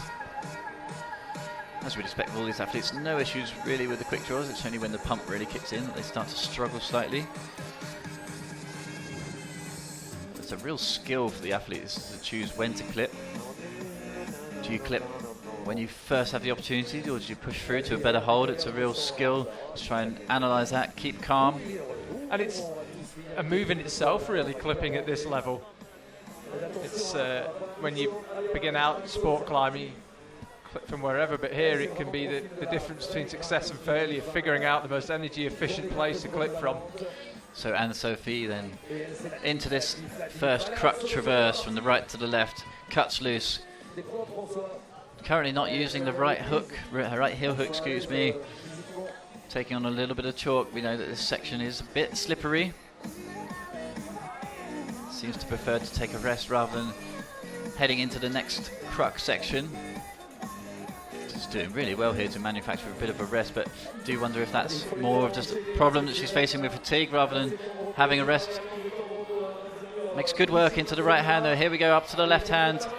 Hits it nicely, controls it. This is good work here from the Swiss athlete. Strong move up with the left hand. She's struggling, goes for the match. Oh, great work, sticks it. Really nice work just to bump through on the semi-match on that tiny hole. It was just enough to get her through. And suddenly seems to have rediscovered some power from having looked quite tired a couple of moves ago. Traditionally, these female athletes really like the crimp, so when they get one in their hand, they can really you just see the shoulders dip a little bit, the relaxation kicks in. But she's got to read this sequence now. She needs to be standing on that left foot, matching it up, and then getting the next volume. You can see there's a little thumb catch on each of those volumes. So it should be relatively easy to read, but it's certainly not easy, as you can see the body's hanging right off the wall now. She's really having to tuck in, and this move is all about commitment. The longer you hang around, the less texture you're going to be finding on that volume, and she's in a bit of trouble. Oh, and she's off. It was a great effort, and once again we're seeing that section is causing issues. That seems to be the next really hard section. Yeah, just threw her hands up as she lowered off there, so she couldn't have given much more. Let's have a look at that final few seconds. Again, like we saw with Brooke Rabbit, just not quite sussing out how to use that volume. It's not simple at all, and where you want to put your hand, there's only space for one hand, and you need two, so it's just a case of figuring that out. That was almost a video replay of Brooke Rabbit's effort there. It was pretty much the exact same body position, exact same struggle. So one more climber out before the brushing. Remember, the route setters brush the routes. Halfway through this semi-final, it will be Risa Ota of Japan. So Risa Ota, 16th in the world and was 25th last year here in Chamonix. Made a lot of semi-finals and never a final. As we have a look at the current standings in the women's, then it's Maja Krampel, Team Slovenia, in still first place, 33 plus. Here comes Risa then. She's allowed 40 seconds to remember the route from the observational period. They observed the route at the start of the semi-final round and then head back to the wall, whereas very limited facilities. There's a little bit of a climbing wall, but there's no replays of the routes. They can't see any of the other athletes. They just have to stay there, try and compose themselves. try and stay calm. No doubt they'll be doing a few moves to sort of initiate a little bit of pump, but trying to stay fresh at the same time. I know a lot of the athletes like to kind of feel like that they're a little bit tense. They like to kind of do a few really dynamic moves in the isolation zone, on that sort of isolation wall. They'll try and build up the tension in the muscles a little bit. And down at the wall we have Charlie with one of the athletes. Hannah Schubert, we've just seen you on the wall. That last move on the crimp, just explain what happened. I'm not sure actually, not yet, but I have to figure it out. I don't know, I felt really good and I really liked the climbing. Maybe that was the reason, because maybe I put too much pressure on myself because I knew I would like the route. And I felt really good, but I just missed it a little bit. I just could just reach it with my fingertips and not with all my fingers. Yeah, I don't know. You said you got it with maybe just 2 fingers, you just missed it ever so slightly? Yeah, exactly. It's quite sad because I felt that it was really good, that it was better than I thought. So maybe if I just got there a bit more dynamically, then I could reach it with more fingers and then it would have been better. But you never know, because if it's a bad hold, then it's better to do it statically. So yeah. And how was the route up to that point? Really, really cool, but a bit too easy. I mean, not too easy, but I felt that a lot of people would go up, climb up there, because there were no, just to move before I fell to the 2 small holds. That was kind of hard, but the others were all okay. But we'll be seeing you in 2 weeks' time in Briançon. You'll have another chance. Yeah, sure. I hope I can go to final again. Okay, best of luck. Back to you, Mike. So Rita now about halfway up the route into this first steep section. As we've seen with a lot of the athletes taking time here, taking a bit of a rest, composing themselves, but actually the temperature here in Chamonix just seems to have dipped slightly at the moment, so it was really increasing, getting hotter and hotter, but it just the sun has gone behind the cloud and there's a bit of a alpine breeze coming across. So Rita, as we said before, she made lots of semi-finals but never a final, so she'll be looking to better that one here this morning. She's looking really happy on the route. Team Japan obviously super strong throughout the bouldering season. Some good performances last night in the men's semi-finals from the Japanese. Let's see what she can make of this next section. We know that it really builds from here on in, but she's looking really composed at the moment. Nice steady breathing.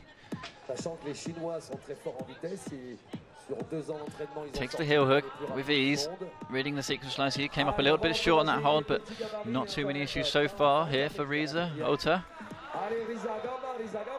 Christoph, the local MC here, is really behind the Japanese team, giving them lots of support. Not quite as much support as the French team, but there we go. That's what we come to expect. Just dips into the right hand there. Thought she might have been in a little bit of trouble, a little bit of tangle with the rope on the legs. Seems to regain her composure. And a good look up this next sequence. Chooses not to match that right hand, take a rest, as we've seen the other athletes. See if that causes her any issues. Taking no rest, goes for the high left foot. This is the move. Hits it nicely. Controls it with ease and then drops the thumb catch in. As we suggested, this is where we saw previous athletes struggle. Oh no, she just seemed to run out of power in the left arm there. I think she needed to get her feet up a bit higher, and it's quite a long move, but it's a really powerful move. Just 1 foot, 1 hand, twist in and trying to lock up, and it's not exactly a good hold you're going up to with another small crimp. Just got back from the front of the stage. I'm earning my calories today. Let's have another look at this move then. It's just short on that crimp. I think it was a case of just not quite being strong enough, just not quite having the kind of momentum to push through there. The left arm was fading. She didn't actually make much of the rest previously like some of the other athletes. You can see she thought about going back. She did manage to go back down to the right hand, but realistically that's a hell of a lot of energy burnt, and then to go up again from there would be great effort. Just tickled it, but it wasn't quite enough. You felt like some of the other athletes have just got it with their fingertips and managed to secure it. It's a bit of a heartbreaker of a shot, that one. Actually, you could see how tantalising it was. It's very bright here in Chamonix, as you can probably tell. I can tell you there is a mountain up there somewhere. And we'll just have the cleaning break, and then Mathilde Becerra, as the graphic said, will be out. There are your scores. So Hannah Schubert, who we just chatted to, currently in 7th place, but with 13 climbers to go, that almost certainly, unless there's some freak weather event or the temperature suddenly hits 45 degrees, will not be enough for this finals, unfortunately. But she's there for now. We shall see. Interesting to chat to Hannah. You always get a very honest assessment of how she feels her performance has gone. I think we've had some quite honest assessments from a few of the athletes actually. It's good to hear them speak their mind and think, you know, some of them had a good time, some of them not so much, but generally speaking, they're saying that the route was really good. They've really enjoyed the semi-final route. So far throughout the weekend, I keep calling it a weekend. It's okay, Mike, every day's a weekend for you. I wish. As we have a look then, we are in our cleaning rotation. We're going to have a look back through some of the shots from earlier. This is Jenny Levada, the first athlete out. Set the tone really, Jenny, earlier on. Struggled a little bit through the clips. You could see kind of she really struggled, but this is the kind of the first hard section. That's where you can see, we mentioned it earlier, she actually went to the right hold, but with the wrong hand. Helen Janico. Again, so this was the move that the 27 plus move, which if you follow in the scores live, you'll see we've got a slight clogging up of the climbers, 4 climbers on that move, and this was Katarina Posch attempting, and at this stage it looked like we might have one of those moves that just stops climber after climber, but then we had climbers consistently finding a way through it. And as with so many of the moves here at the World Cup, once someone gets it dialed, everyone else seems to follow it. So it's a strange thing, but once one climber figures it out, it doesn't suddenly look quite so hard for the others. Yeah, it is actually quite an interesting point, because normally in climbing you get to watch each other, and there seems to be a real theme. Once someone does it, we call it the send train. Once one person does it, they all get on board and send, but these athletes are actually in isolation, so the only indicator they have of how well the previous athlete has done is just time it takes from how long they're on the wall till the screams come from the crowd as to if they've done the moves or not. But I guess in theory, with 26 athletes, we're getting down through the lower placed qualification climbers and then into the strongest end of the field. So in theory, we should start to see climbers progressing further. But there's always upsets though. Yeah, that's what I mean about how strange it is, because the climbers don't know that the person before them did that move. But it's perhaps due to, as the semi-final goes on, you have stronger climbers, but it almost seems like once the myth of the move is broken, everyone can do it, but they don't know it's been done. So it's an interesting feature, particularly this semi-final. We've seen it a lot. This is Julia Fischer. And this move here as well, this is the really interesting move, because there's real options with the feet, and some of the athletes choosing the high left foot. So we have another look at. It's just so hard to watch that move. They just really seem to struggle just to kind of find the right beater through that section. Hannah Schubert then hit the crimp, and this was a really good effort. It stuck it. Left foot wasn't quite where it wanted to be, and that would have been an incredibly strong performance to hold that. Wasn't meant to be. I'm really looking forward to seeing someone pushing through these 3 volumes and then hitting that next jump into the large pocket. As I say, we are on a cleaning rotation at the moment, so one of the route setters is hard at work. Feel a bit sorry for them. They've been here for the 8th day in a row here. Now they've got to climb up the route. You can just see them at the top of the screen there. Climb up the route, brush the holds, making sure that the conditions on these holds are fair for as many athletes as possible. So the chalk really does start to build up in those kind of bottleneck sections on the wall. Throughout the rest, you get a lot of build up. Climbers really take on a lot of chalk. It's probably more of a psychological advantage than a kind of physical advantage with the hands. It's well known in climbing that kind of chalk is just kind of layered on as much as possible. Helps with the mindset, helps to make you feel like you're in good conditions.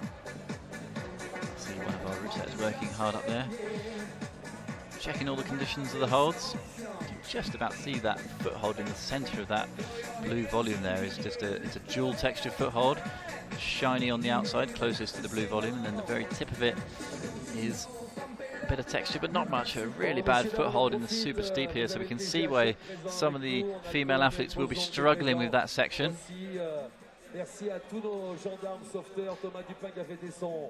Another look in the background there, you can see the perfect blue skies here in Chamonix, a few clouds here and there. Looks more like a whiteout than a mountain scenery, that one. I promise you it's not actually snowing. Perfectly warm, started off around 20 degrees, it's just gone up slightly in the last hour or so.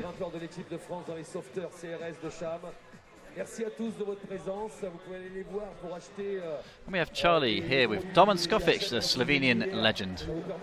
Domen, yesterday during the men's semi-final I found Yann. It's your turn today. We saw you in the semi-final last night. Just talk us through what happened. You look very disappointed. We didn't have a chance to speak to you. Yeah, I was disappointed because I felt low. But yeah, I mean the routes are getting more and more bouldery, and you get the moves which you're not maybe comfortable with, and yeah, it happens like this, you know. Yesterday was also really tiring day, like 2 qualifiers. It lasted until 4 or 5, and it's yeah, it was one of the hardest qualifiers for me actually, because you needed to do both. They were really easy, but still you could slip, you know, or something, and it's really nerve-wracking, you know. And it was a tough day, and starting the semis, the last, was also like, yeah, it was a hard day and a bad day as well. But anyway, I had fun with the comp, and yeah, unfortunately I won't be in the finals. But anyway, yeah, it's comp. But how did you find it doing 3 routes in a day?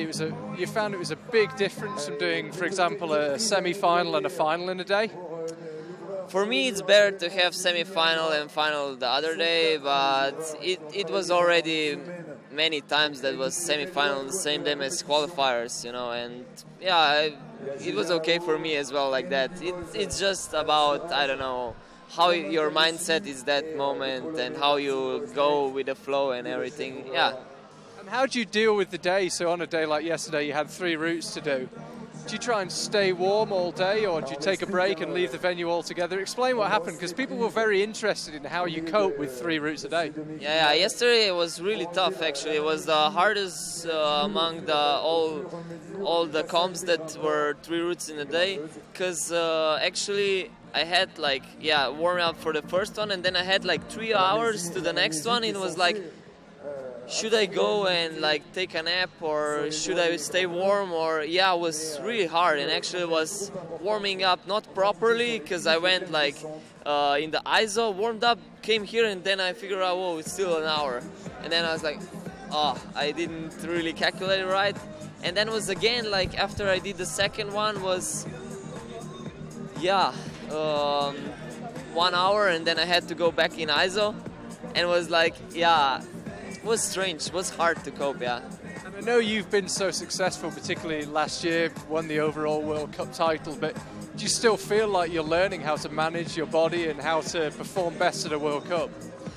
For me, this year is a bit tough, because last year I was like getting the title, you know, I was like really eager and so, but this year it's like maybe because of the injury at the start of the year and like not really well with the bouldering season, and so I kind of lost a bit the motivation with the comps and so, but I'm getting more and more relaxed now, and just like, yeah, I'm gonna try to perform as well as possible and go from the comp to comp, and yeah, we'll see what happens this year, and we'll start different next year for sure.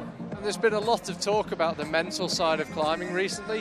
What can you do to change your motivation and your methods and your mindset?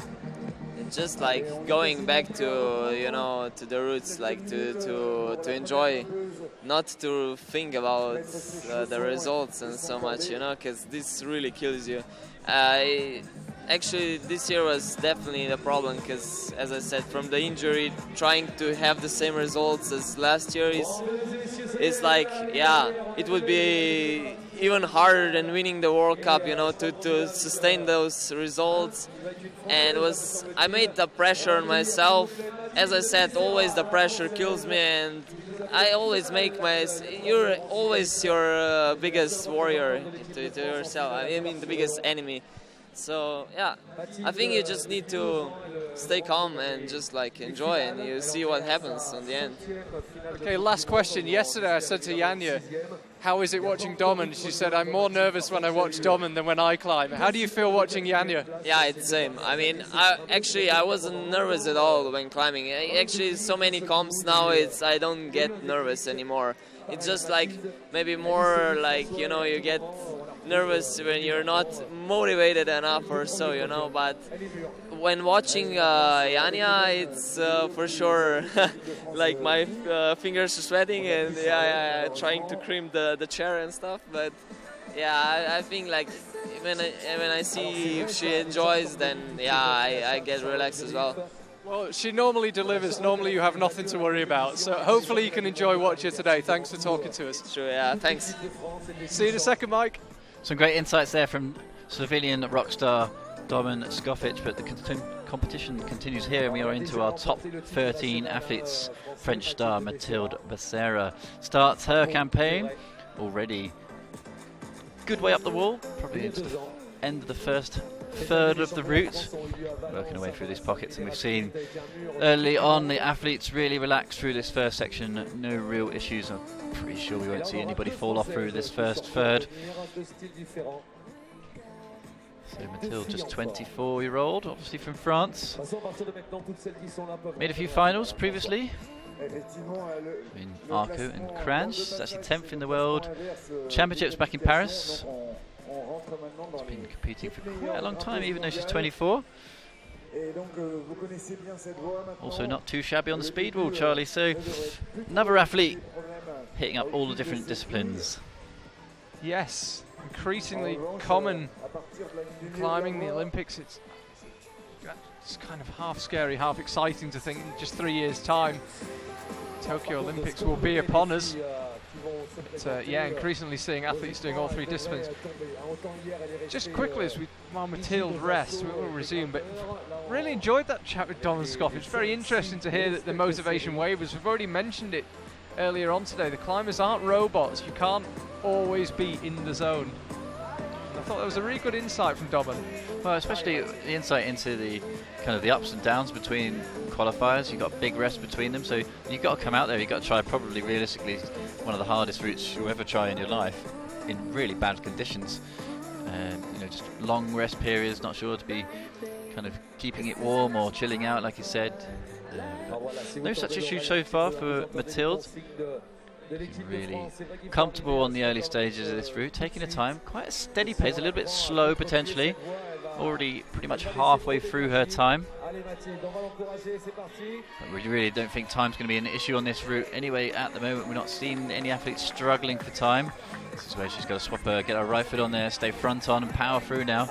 The feet start to get lost on this section as we can see her heading up into this next section. We've seen a few athletes take a rest here, and some choosing to push through. Let's see what Mathilde does. Quick straight into it.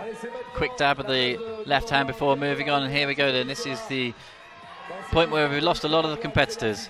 Hits it nicely. Yeah, she looks really solid there. Doesn't actually look especially tired, but the tiredness comes in seconds when you're on this steepness. And look, I mean, look how tiny that hole is. It's barely the size of one finger pad. And the fatigue will come very quickly, and it's beginning to for Mathilde. And it was just that move up. That was exactly the same we saw the previous athlete. Just fading out on the left hand. First time up, looked good, but then comes short, drop back down to the right hand, and don't really get two burns on that hold.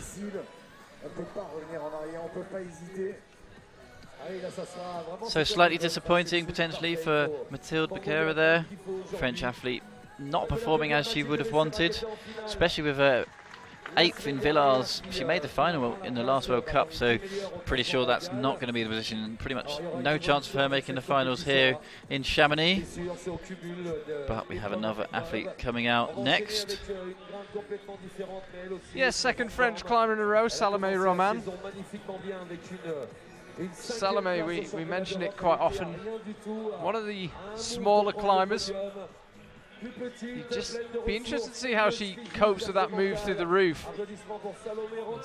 The ongoing debate, is it better to be tall or short in climbing? And it doesn't really seem to be a definitive answer, but Salomé deals really well. She is especially short, but copes superbly well and often finds really imaginative, interesting ways of doing the move. So that long reach up that we've just seen Mathilde fall on will be doubly difficult for Salome Roman, but as I say, she's so creative in finding ways of doing moves that really should be all but impossible for someone of her height, and is often does well out of her height on moves where you have to be quite compressed. So yeah, we shall see. You can really see her firing through this first session. This is the fastest we've seen anybody climb through this lower half. She's obviously got a style that she's keeping with here, super powerful, super strong, just absolutely rocketing through this first section. She's really trying to beat the pump to the top of the route. 13th in the world, and this style really seems to be working for her. So Salome, actually, you can see her really well prepared at the bottom route, putting down a towel to clean the feet, shoe covers on as well, and making no mistakes so far. You can tell she's super experienced. Yeah, absolutely rocketing up the lower section. That's not even a minute gone. There's a minute, and she's a third of the way up the route, albeit about to enter the very steepest section. Yeah, she's almost a minute quicker than the previous quickest athlete to get to that point. So taking her time though. She's obviously not a pure power athlete. She must have the resistance in the bank.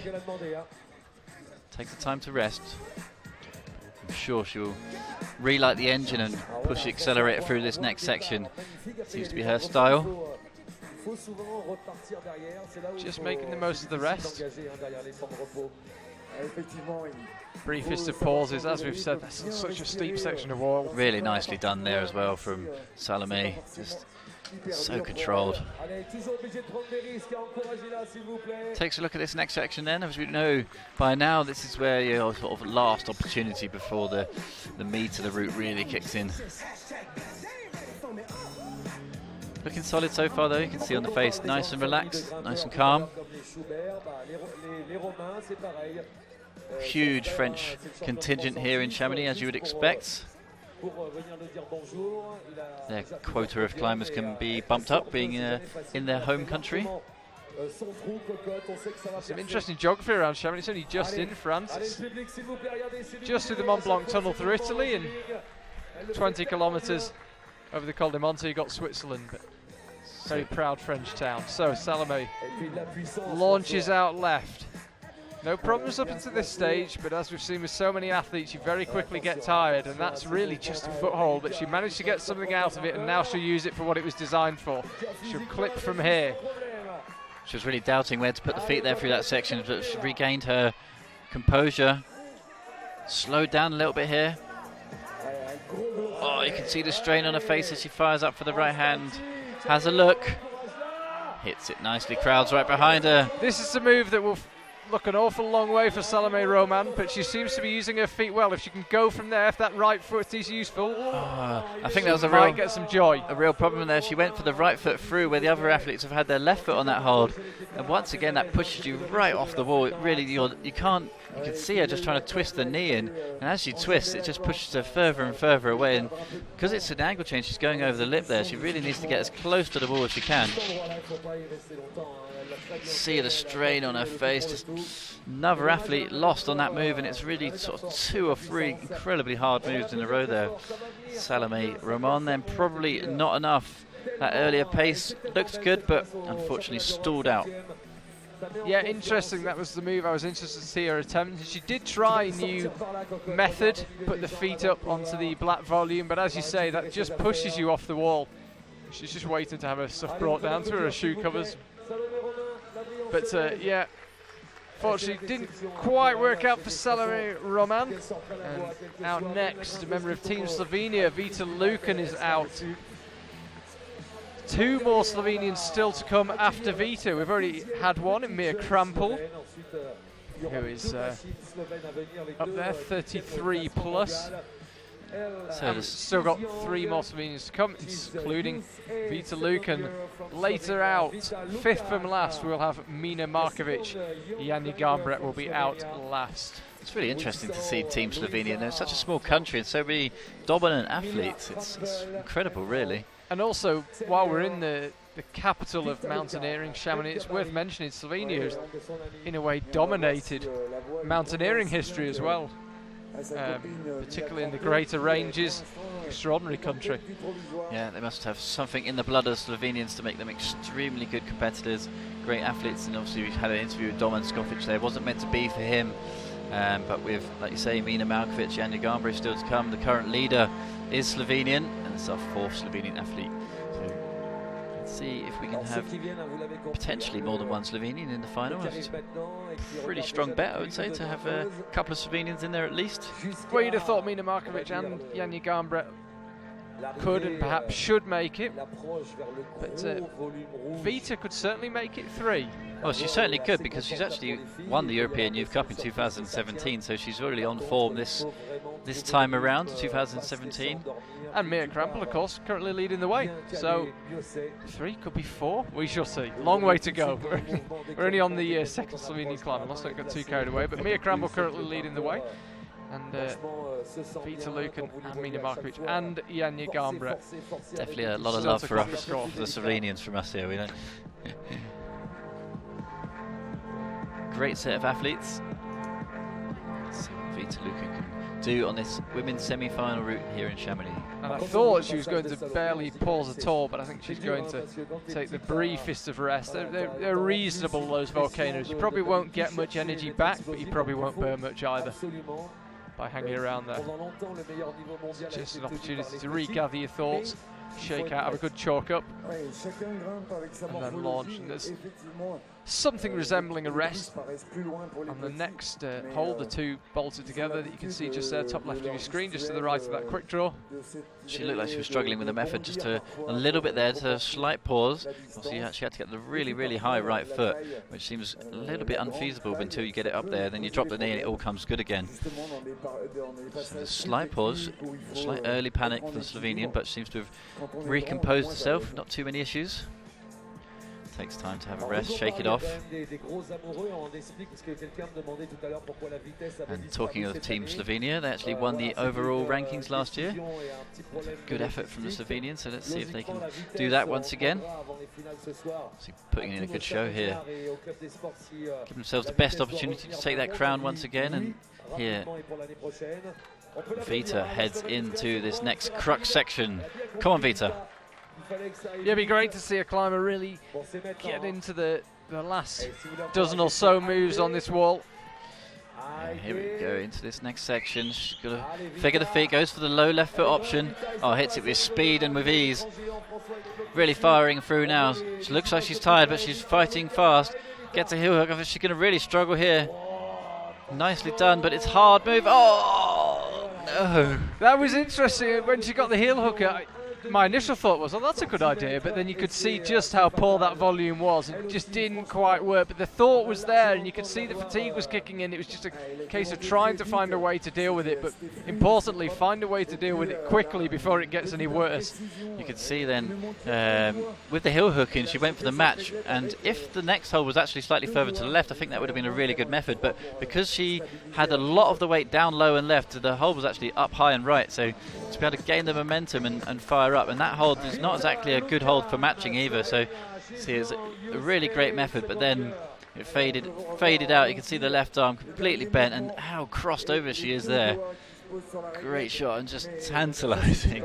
Just about every muscle on the left-hand side of her body would have been absolutely breaking point on that move. You've got the glutes trying to hold that heel hook in place. You've got your whole of your core trying to stop you swinging out too much, and then of course your shoulder and your elbow trying to lock you onto that whole brutal move. But wasn't a million miles off working. I don't know if we'll see that method again, but it's certainly interesting when we see a climber try something. I know the athletes tend to, if they can find a heel hook, they'll put it in, and especially some, I don't want to say less experienced athletes, but sometimes it's good in that moment, but then it doesn't help for the next move. So yeah, time will tell if it becomes a method that's sensible. But at this stage, I can't help but think you want to keep the feet low, head up to that right ankle crimp, then get the heels in and start working onto the feet.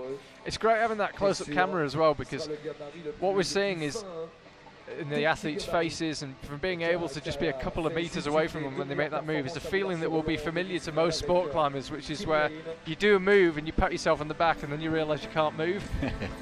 Been there many times. Yeah, of course. You get there and you think yes, and then you just realise that actually you're in no better position than you were. You're comfortable, but you can't move. Mindset of yes, no. Yeah, exactly. And it's one of the really good things about having that camera there. So we see Swiss athlete Michelle Huliger starts her campaign in the semi-finals. Yeah, second Swiss athlete today after Anne-Sophie Koller.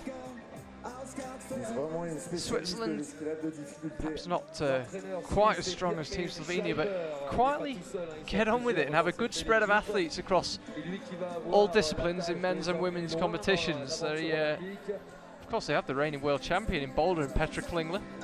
Well, I actually heard on the grapevine as well that Team Swiss these days, there is no options for them. They have to be doing all of the disciplines. They can't be a specialist, so that's the way that they're taking the young athletes through from this point onwards. One eye on the Olympics, of course. So we'll start to see the Swiss kind of all over the lead boulder and the speed. Time will tell at the moment whether that means that their individual disciplines will suffer slightly, possibly not, depends kind of on the setup there, but I think the Swiss have really kind of got that eye on the future.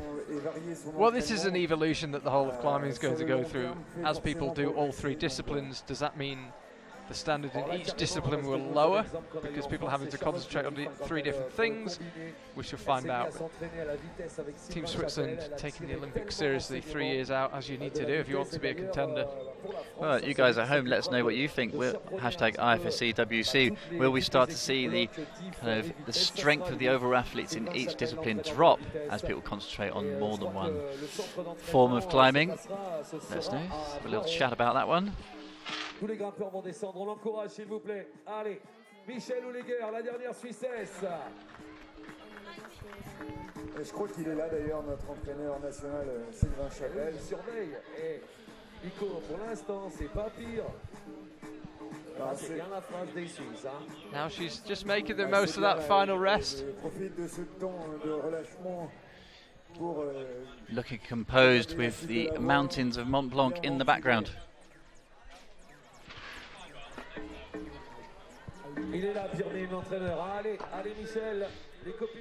That's a good close-up of that closed hole. As I say, that's what we're talking about when you've got to be accurate. There's no missing that. So bad these holes through this section. Really good. She's Michelle already having to fight. Yeah, looking okay, but fighting for sure. Really into the powerful section now. Feet off. This is not what you want as a route climber, spinning around on the wall. Find some level of comfort there, but all bad from here on in. Really want to start to see some of the competitors tackling this head wall. We've got promised some pretty lively moves up there, so can't wait to see hopefully someone heading into that top section. So Michelle there has a look at the right hand, looking really good through there. Can she make this next move stick? No! Once again we lose an athlete in that hard move up to the left hand. Yeah, that's the 27 plus move that was causing problems earlier on in this semi-final. Let's have another look at it. So she went with the right. Yep. You could see there the fatigue was already kicking. You could just see it in her movement, slightly more jerky than lower down when you're nice and fresh. And again, she was just above the hole. There's a lot of finger marks, 2 to 3 centimeters just above that hole, where a few climbers have had exactly the same thing happen to them. I believe that's actually our 5th athlete who's fallen off on that same move, like you say, 27 plus the score. So a real tricky section as we have a look at the women's semi-final. Current standing, it's Team Slovenia at the top, Maja Krampel 33 plus. Tina Jonsson Hafsay 32 plus, and Sophie Koller 31, tied with Brooke Rabatou and Nolwenn Ark. So those are our current top 5. Obviously 8 go through to the finals. All the way down the list, Katarina Posch, like disappointing for her. She said she was struggling a little bit this week, 27 plus. She had 5 athletes still on 27 plus. Next athlete out, it's Lara Ragora. Alors vous allez voir le talent. J'espère franchement que ça se passera bien pour elle. On va plus dire quoi que ce soit parce que peut tellement se passer de sales choses. Mais elle a été so young, incredible athlete, such a young age. She's just 15 years old. Il faut le temps de mûrir. That's 16, my correction. 6th last time out in Villars, made the finals. Absolutely tiny athlete, really not much to her, but incredibly good and composed on the lead. Also, he does a good interview. This is great to see such young, talented Italians coming through. We can see Jenny Lobardo, kind of the old guard in the Italian team, sharing information as we have an interview, I believe, with Vita Lucan. Vita, we just saw you on that move. Explain what happened. You tried the heel hook. Yeah, maybe that wasn't the best option. The move was really hard when I put my heel on the blue volume, and I just couldn't do everything with one arm, so I fell. And were you tired at that stage? Was the last few moves before that, were they as tiring as they looked? I wasn't that tired, but I made a small mistake. Maybe it would be better if I stood down and just go like other girls. Well, we'll see, but you're currently sitting in 6th place, so just enjoy watching the rest of the semi-final. And we'll see you in Briançon? Yes, I will be in Briançon. Fantastic, we'll see you there. So, bye. So the young Italian athlete then. Having a look at this section, a little bit of confusion here. Big move for the route. She is absolutely tiny, but she makes it stick. She's a super, super strong climber. Like we said, 6th last time out in Villars. Actually 6th in the European Championships as well. So she's really starting to make an impact on the seniors after a great career in the junior category. You see the stretch there. She's actually having a few issues here lower on down in this section. Not as composed as we're used to seeing Laura here. Yeah, she's something of a sensation in the climbing world. She's 16. If anything, she looks younger, but as soon as she gets in the climbing wall, she's just something else. But these moves here proving difficult. She's very short, Laura. She really struggled. The earlier athletes managed to get that clip beforehand, but she had a look at it, couldn't reach it. So she's pushed on higher. It's going to be really interesting. Now you can see the quick draw way down and left. She's got a real problem here. Can reach down, she can grab it with her hands and clip it into the rope, but the rope's right on the other side of the body. She's going to have to do some pretty nifty tricks to get this clipped, and does so, but burns a lot of time. Very neat work though to get it clipped. It's not easy at all, and she just figured out how the rope needed to go through the quick draw and got it done quickly. She did well to recover that. It wasn't ideal, but found a way. I really hope she can kind of get back some composure now. I hope she's not burnt too much energy, she's not got too much pump there. That's definitely not going to have helped that quick draw stumble. Oh, and you can see her struggling once again here. Would expected more here from Lara. Come on. Needs to get that right hand. She's just trying to figure out how to do it. Uses something resembling a knee bar. She needs to get that right knee on the outside of her arm that currently is dipping into the corner. Goes back to have another think about it. So already with just 2 minutes 20 remaining. Problems here from the young Italian. One of the big advantages, of course, of being so light is that Laura can take a rest on when no one else can, but I wonder how much she will have got back from that rest. She needs to find a way of getting that right hand up, and this drop knee just seems to be pushing her away from the hole, not towards it, and so it proves. So it won't be 2 finals in a row. I think she'll be pretty disappointed with that, and I think you can see she's obviously such a tiny frame on her, and that's a really strong move out of the left shoulder, and I think you need to be potentially a bit more of a powerful athlete. And obviously she's, like you say, she's a super fine frame, really light, but realistic, that is a power move, and we've seen some of the kind of stronger athletes enjoy that move, whereas she really seemed to struggle. She kind of tried to get herself tucked in, tried the drop knee, but really she needs to be completely front on. Right knee needs to be facing out to the right, and just go straight through the left hand side of the body and fire up for that pinch with the right hand. Wasn't meant to be for Laura. Obviously, she'll be immensely disappointed now, Laura, but can't help wondering. Keep an eye on this top of your screen, by the way. This is the up-to-date score. So Mia Krampel still leading the way. First place, 33 plus. I was about to say with Laura, you possibly worry that there's too much hype around her. Already, she's the climber that a lot of people have wanted to talk about.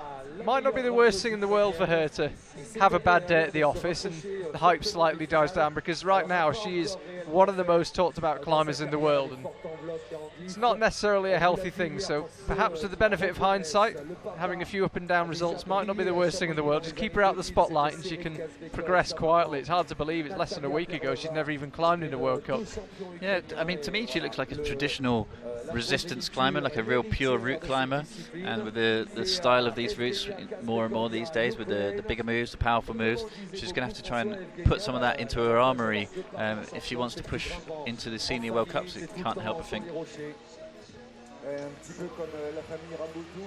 Mentioned this last week with Evgenia Kazbekova, but a true all-round athlete, still only young, could be very well set up for Tokyo. If you wanted an idea of who to keep an eye on, Evgenia Kazbekova would certainly be one of those athletes. Yeah, with 2 14th positions in the bouldering in China in 2017 in Nanjing and Chongqing. She's obviously, like you say, well-rounded. Chongqing. Nothing is debatable. You always hear it pronounced in a different way. Yeah, no. I think Graham Alderson, the technical delegate here, likes Chongqing. We'll see. The jury's out. We were there. I know we were there in April. Had a really good final at a newly built venue. So Evgenia looked really strong and solid in the qualification round yesterday morning. No issues so far on this women's semi-final route here in Chamonix.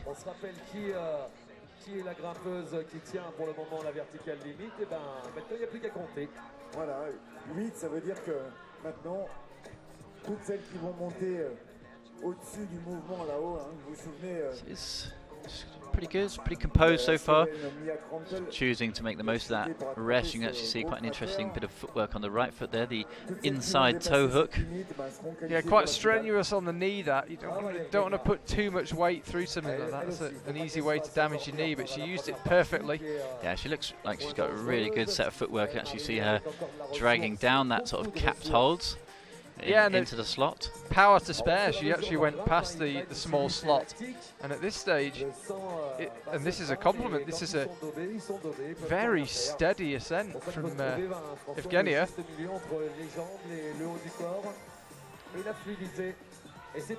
So Evgenia Kazbekova then heading into this next section. We've seen a lot of athletes falling off. A couple more moves and she'll be into that zone where everyone else has fallen.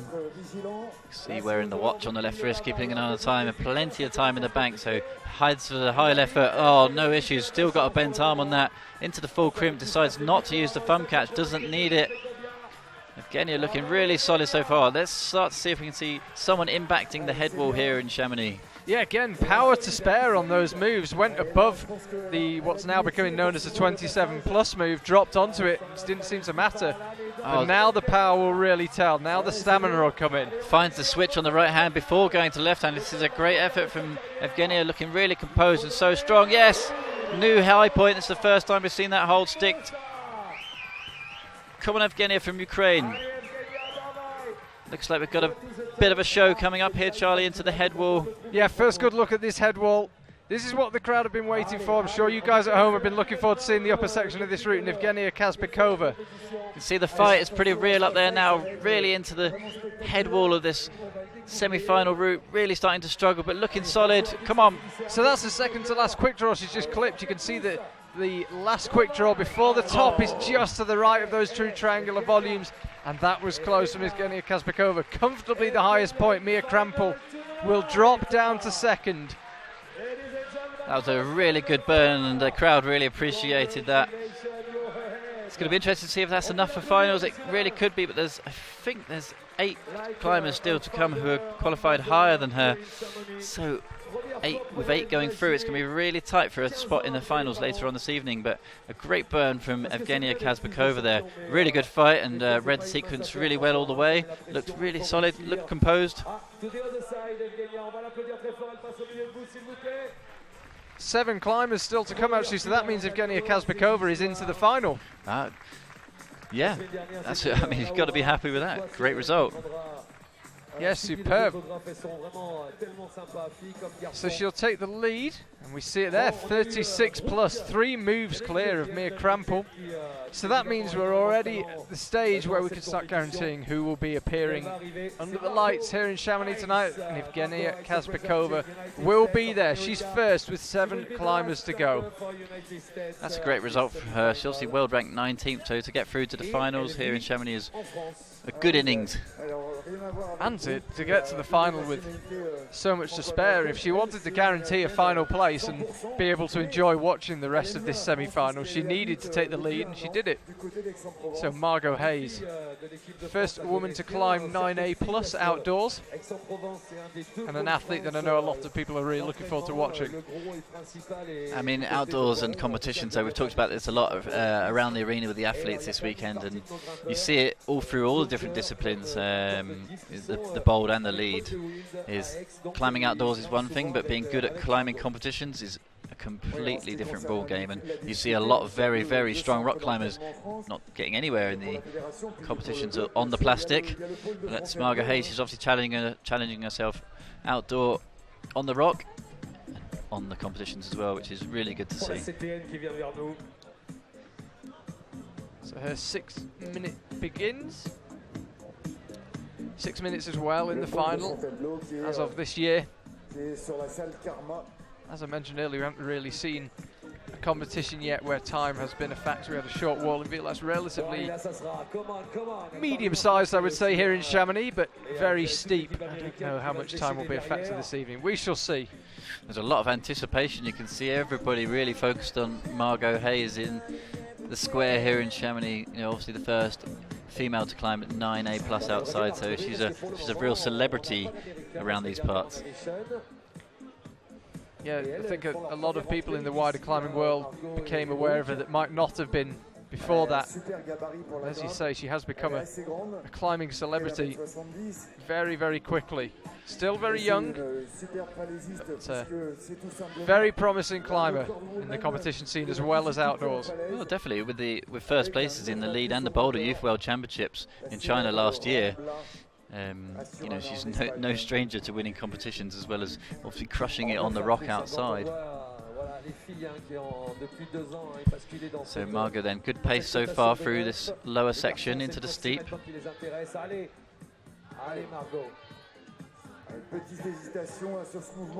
Team USA always got a nice selection of fans and high volume as always. Yeah, you never wonder where they are. That's great. We want that. We want a good atmosphere. We want the crowd getting behind the athletes. Definitely, there'll be no shortage of crowd earlier on. I've promised, and packed to the rafters here in the town square later on for the finals. Do make sure you join us for that. It's potentially one of the best ever World Cups here in Chamonix. You know, everyone says they always enjoy it here. Margo Hayes then working her through this section. You would have thought she'd be very at home on the steep terrain. Oh, just a foot slip on. Margo Hayes is gone. A huge surprise. Margo Hayes was looking so calm, so casual. The foot just blew, and you can see the disappointment on her face. Margo Hayes is out.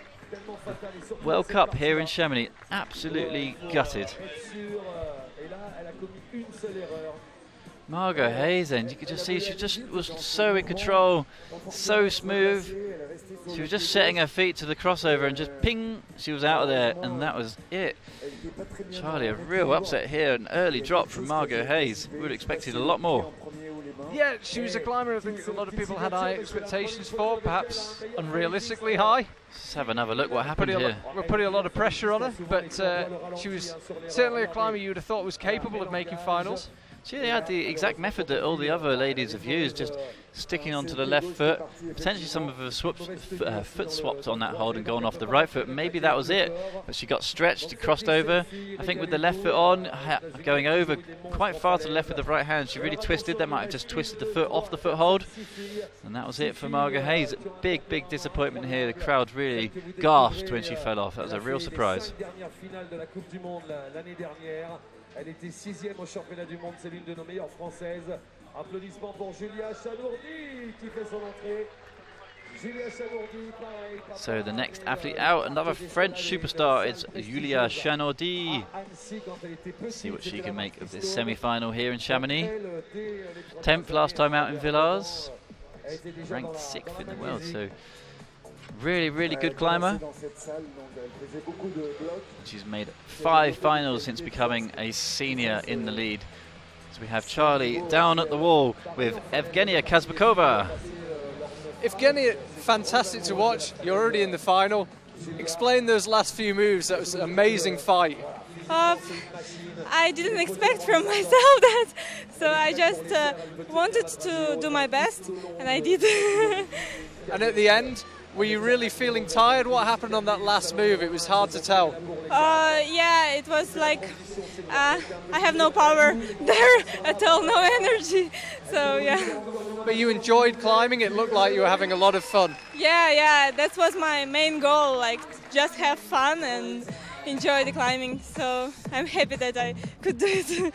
Well, you'll be climbing here again tonight in the Place du Mont Blanc. We can't wait to see you. Good luck. Thank you very much. Over to you, Mike. Rightly so, a very, very happy Evgenia Kazbekova then as we turn our attention to Yulia Chenody, currently on the wall, starting her campaign on this semi-final route. So far so good from the French athlete. See, we've not seen really anybody struggle with this lower section. We did see the previous athlete, Margo Hayes, falling off quite low down. A few more moves up the route. Yulia Chenody still to get to that point where we lost Margo. Plenty of time, good pace up the route so far. Looking really composed, really calm. From our position here in the commentary box, she's sort of right in front of us with the backdrop of Mont Blanc. It's quite staggering scenery here.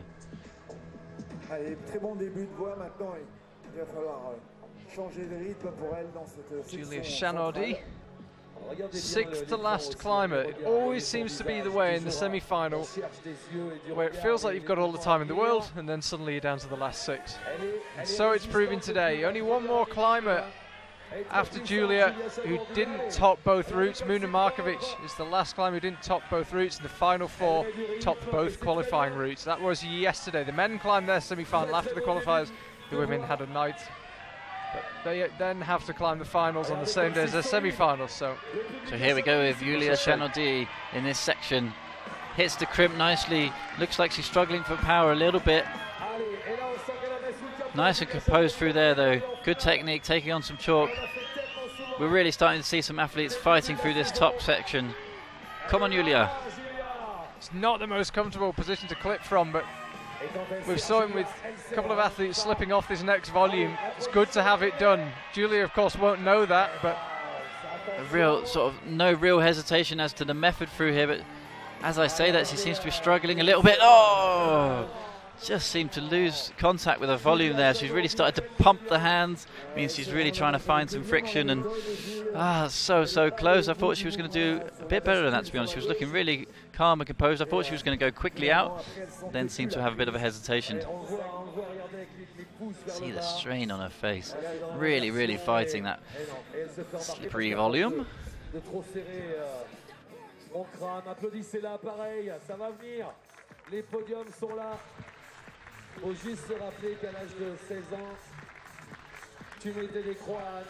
got a I'll just show you the results before I resume. So there you can see Evgenia Kazbekova leading the way. Mia Krampel follows her. Tina Johnson-Hafsas, who we spoke to earlier. That is your current top three, and with 5 climbers to come, those 3 will be in the final. Remember, we take 8 climbers, so the top 3 climbers with 5 still to come are already guaranteed to be in the top 8. Julia Chenody and the remainder of the top 8 will be watching nervously as out comes Mina Markovic. And we've got a question on Twitter, hashtag IFSCWC on Twitter if you'd like to get in touch, from Gemly Free to Regular on Twitter. Took me a while to figure out how you say his name, but we got there in the end. Now we're old pals. He wants to know, do I think that the route will be topped? Well, he asked me much earlier on when the prediction was much harder, but I saved it till now. I do think it will be topped, yes. I think we'll see it top.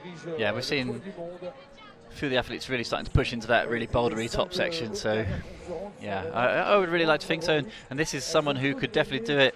The absolute Slovenian legend of the competition scene, Mina Markovic, 29 years old, just won pretty much everything out there. Won Bouldering World Cups, Lead World Cups, 4 Lead World Cups and the European Championship, so Mina Markovic really is in a position to put on a good show for us here this morning.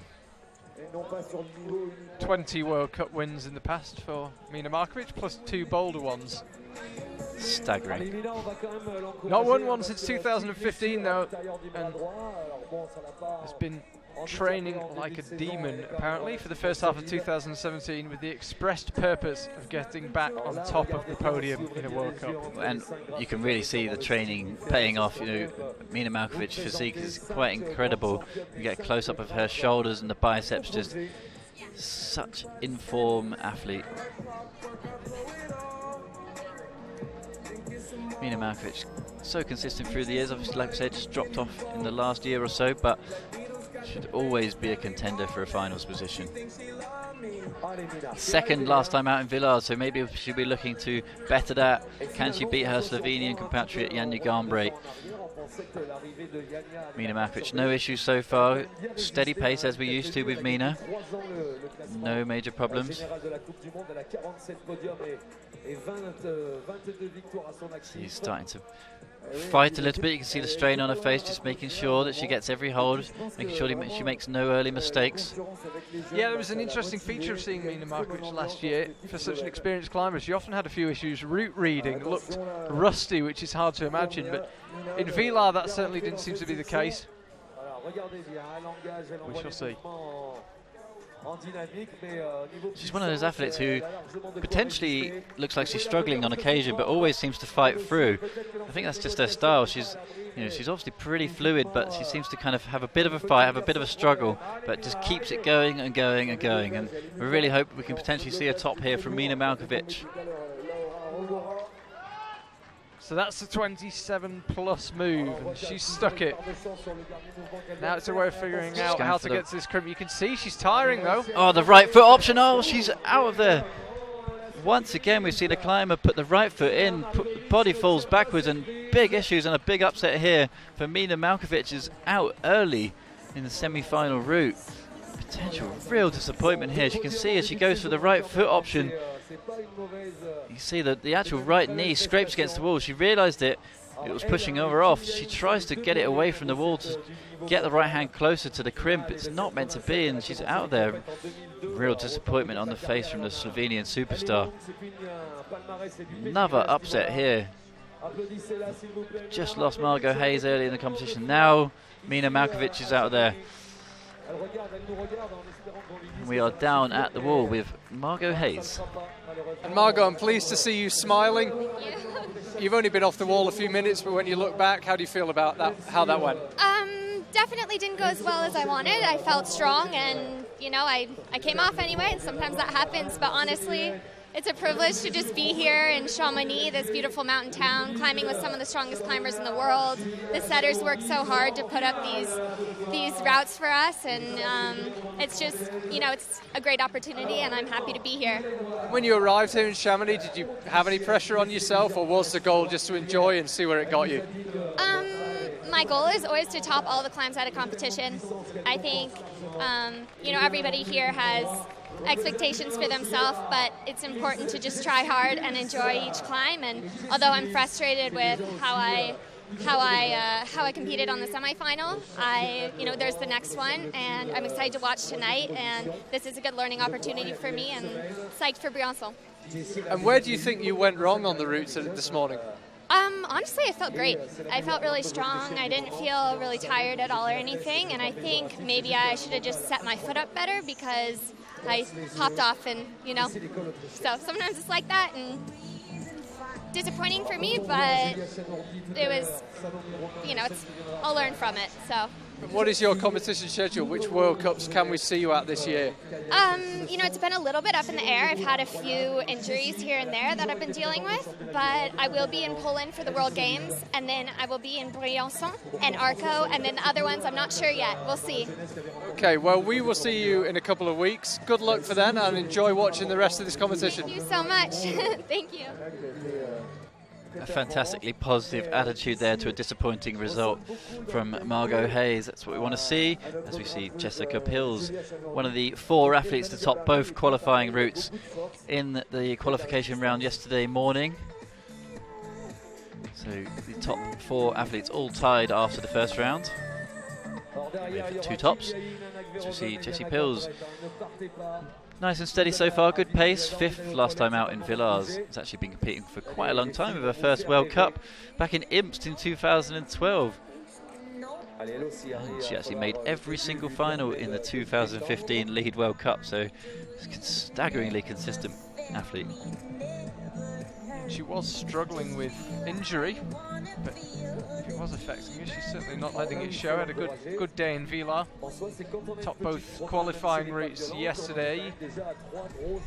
So any injury problems are clearly not very major for Jessie Pilz, and she is very much a contender for at least the final here. At least. Yeah, and with a nice breeze whipping across the square here in Chamonix, conditions still staying pretty much perfect for competition climbing, competition route climbing. Jessie Pilz then looking solid, finds the right heel hook with no issues. It's just one of those climbers who just takes every move one at a time, just nice and steady, nothing too flashy. This is where we lost Margo Hayes, and she gets the right foot where Margo sticks with the left foot. Interesting, she's looking for different methods. The first climber to see use the hills with succession. A few of the other athletes had a look at that right hill but didn't use it, turned it down as not good enough. I thought that was going to be pretty risky, but obviously Jessie Pilz then excellent on the hills.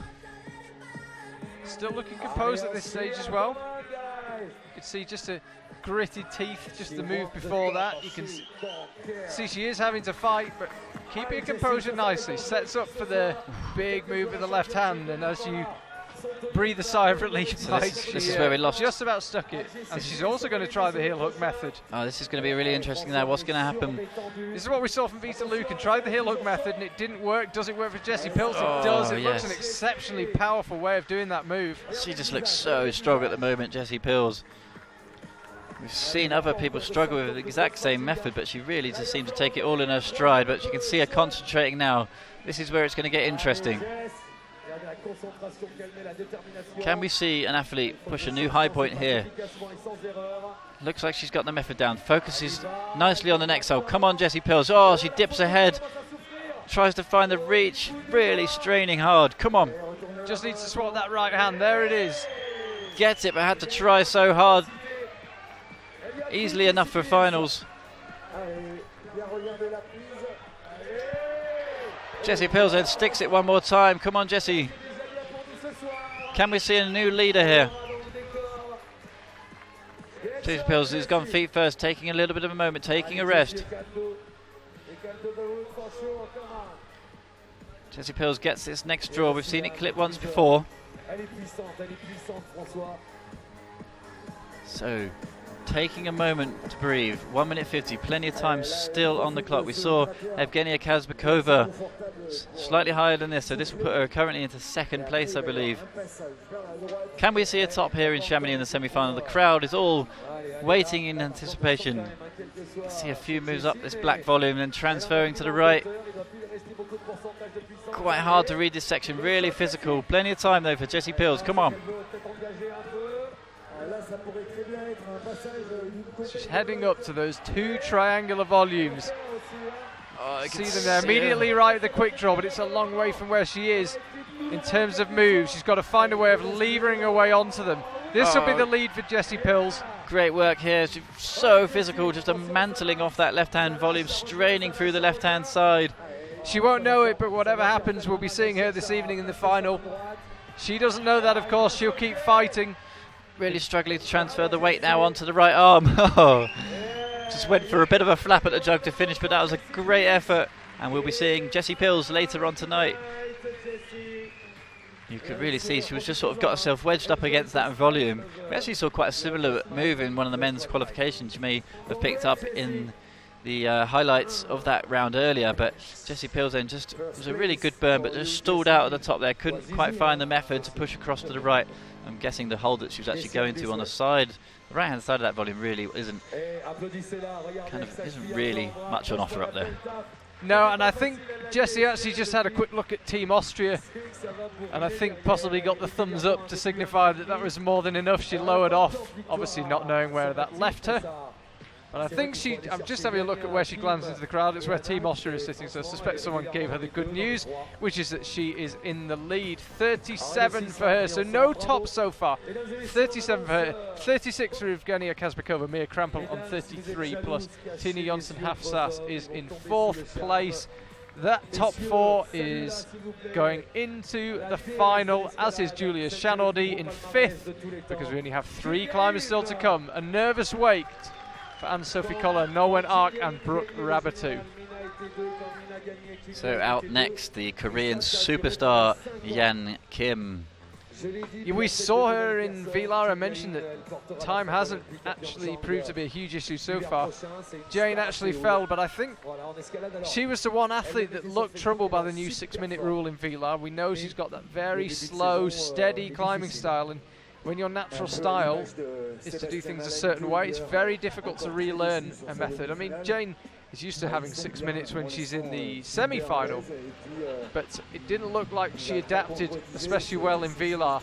As I say, she fell before she was timed out, but she would have really struggled for time had she carried on. So she'll certainly be an interesting athlete to follow and see how she adapts to the new rules. But as ever, as she has in previous years, she has 6 minutes here in this semi-final, of which 5:25 are remaining. I think the top section of this route does actually climb quite slowly, so I hope that she can kind of get through this bottom section. It's it's definitely easy for her. Hopefully she can get through there with a good pace. Yeah, I think that's the key. There's no other way to describe it. It will be easy by the standards of Jane Kim, the stratospheric standards, but it's a case of breaking out of her natural rhythm and finding a way to move a bit faster so that she's got the time in hand at the top. She has had the observation period, of course, earlier today to read the route, but it's often hard to tell from the ground how fast or slowly a section will climb, and she may or may not realise that she's going to need quite a lot of time in hand, and she's resting already low down on the route. She's still low down, and with 4:40 left on the clock, already at this early stage, I think if Jane is going to be the first athlete to top this route, she's going to need to increase the pace. She just has that incredible style about her when she climbs. We talked about it a lot in the past, but it's just so fluid, so good to watch. And the local DJ here, interestingly, has put on quite a slow track, hoping that's not affecting her pace.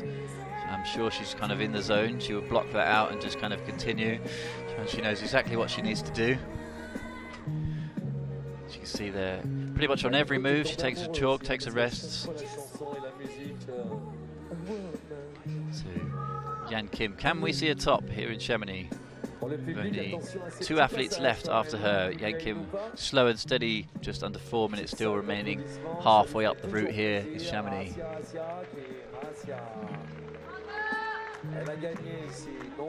Good support, and everybody just really seems to appreciate watching Yann Kim here in Chamonix, just sort of taking in the spectacle that is Yann Kim's climbing style.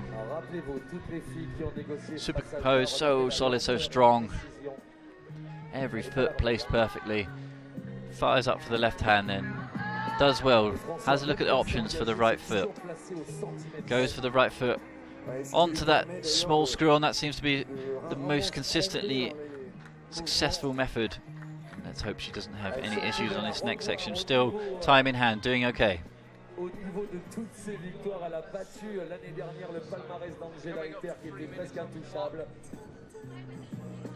Coming up for 3 minutes on the clock, Jane just setting for that left-hand move. There it is again. Looks solid. So solid. Looks like she's having a look for that left heel hook method after we saw success with Jessie Pills earlier.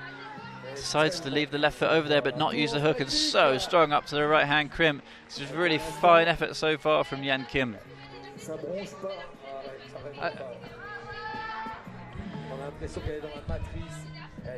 Just in the background you may be able to hear the excitement of Jessie Pills just having a chat with some of her fans off stage. And as we look, Yann Kim so solid now. Can she move up to the left hand? Goes for the early flip on the right hand. This is a good route reading here from Yann Kim. Still time in hand. Slight drop of the head there, slightly struggle. She has a look up, but she needs to be heading left. So she's got 2 minutes 10 left on the clock. It sounds like quite a long time. It's not that far in terms of distance, but time will not be a factor anyway. Jane Kim falls. moving up for that volcano just on the lower angle section of the wall here in Chamonix. She looks disappointed, to be honest, Charlie, but it will be enough to get through to the finals. You see the surprise on her face. I think she's looking for the coach to see the method. That was perfect timing there. She came down looking disappointed. She's obviously gotten a nod from someone in the crowd. Relief on her face, as that is enough to go through. And possibly she felt like, as we've seen, a lot of the athletes felt like the route is easy through the bottom half. So she must have felt like the climbers have got a lot further than they actually did. So Yann Kim, we'll be seeing her later on. You can just see the blowing out of the cheeks there, slight relief. Really looking forward to seeing Yann Kim later on. Didn't seem to be too troubled up to that section, but a big jump, potentially not her favourite move, but to get there and to get it done was.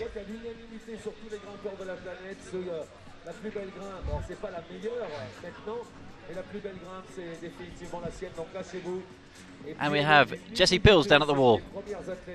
Jessie, fantastic climb. You're in the lead. You were injured earlier this year, but it doesn't seem like it's affecting you. You seem in great form. Yeah, I'm pretty happy with my climb. I really enjoyed the route. I like the dynamic moves. I'm a little bit disappointed because I wanted to do this jump in the end. Yeah, but unfortunately I couldn't do it. When you came out, did you realise what the scores were, or when you got to the top, did you think it was enough? Did you have any idea?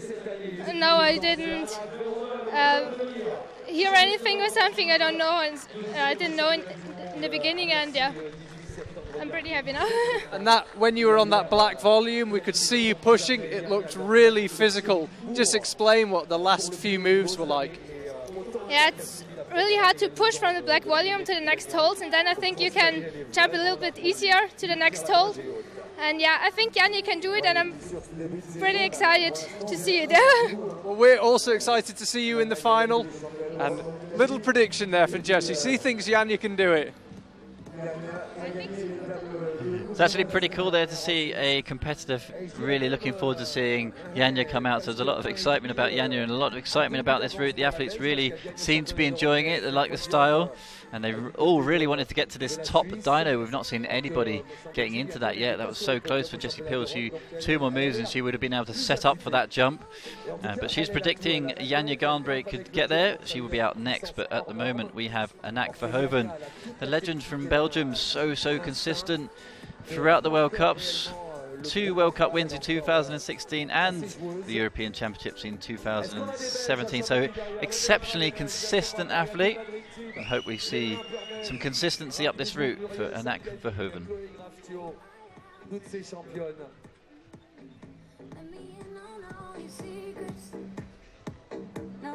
Anak has ever a very analytical approach to her climbing.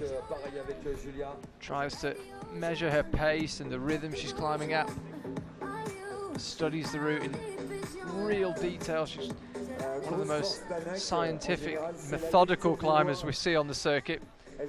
Didn't quite work in Vila, slight mistake in the final, left her third, but won in Kran, November 2016, the last World Cup of that season, and recently crowned European champion. She's here to win, make no mistake. And she is making no mistakes at this early stage in the competition. Like Charlie said, she reads the routes very carefully, extremely methodical, and you can see that in her approach to the lower section. On the top of your screen there, we've got the scores. So Anak Verhoeven, the second to last climber out. So the first 6 climbers you see will all be in this evening's final. They're guaranteed their place. Jessie Pills, Evgenia Kazbekova, Jane Kim, Mia Krampel. Fantastic result for her. Tina Johnson, Hafsas, ditto. And Julia Chanaudy will compete in front of a home crowd here in Chamonix. And Sophie Koller and Brooke Rabatou in 7th and 8th, nervously watching. Their positions could be taken by this lady here, Anak Verhoeven, and the next one out, Yanya Garnbret. So here we go to Anak Verhoeven into the start of this boulder section.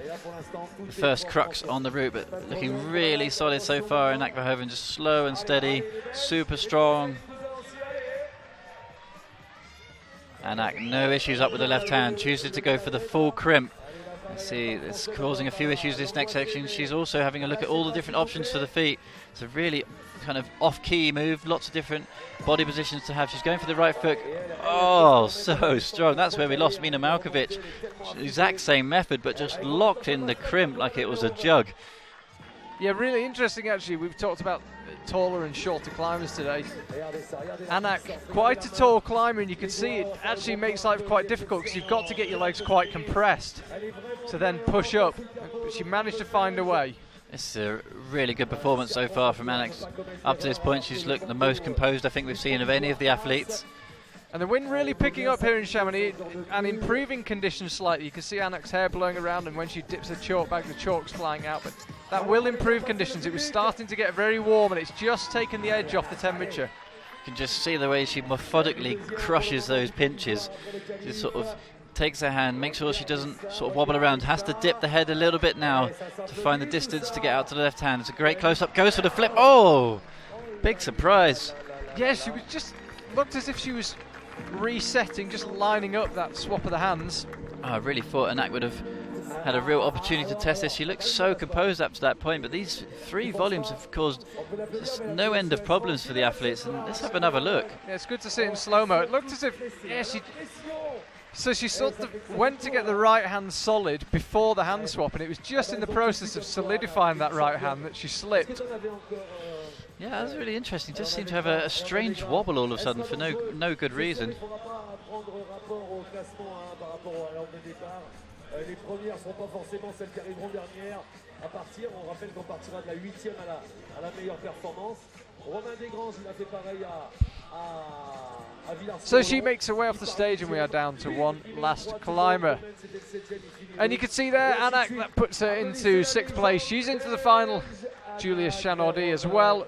And Sophie Koller, the only climber now who can be displaced. That top 7 will all climb here this evening in Chamonix. Brooke Rabatou, unfortunately, just misses out in 9th place. Remember, we have count back to a previous round, so if you see climbers tied on score, that's why they are ranked above each other.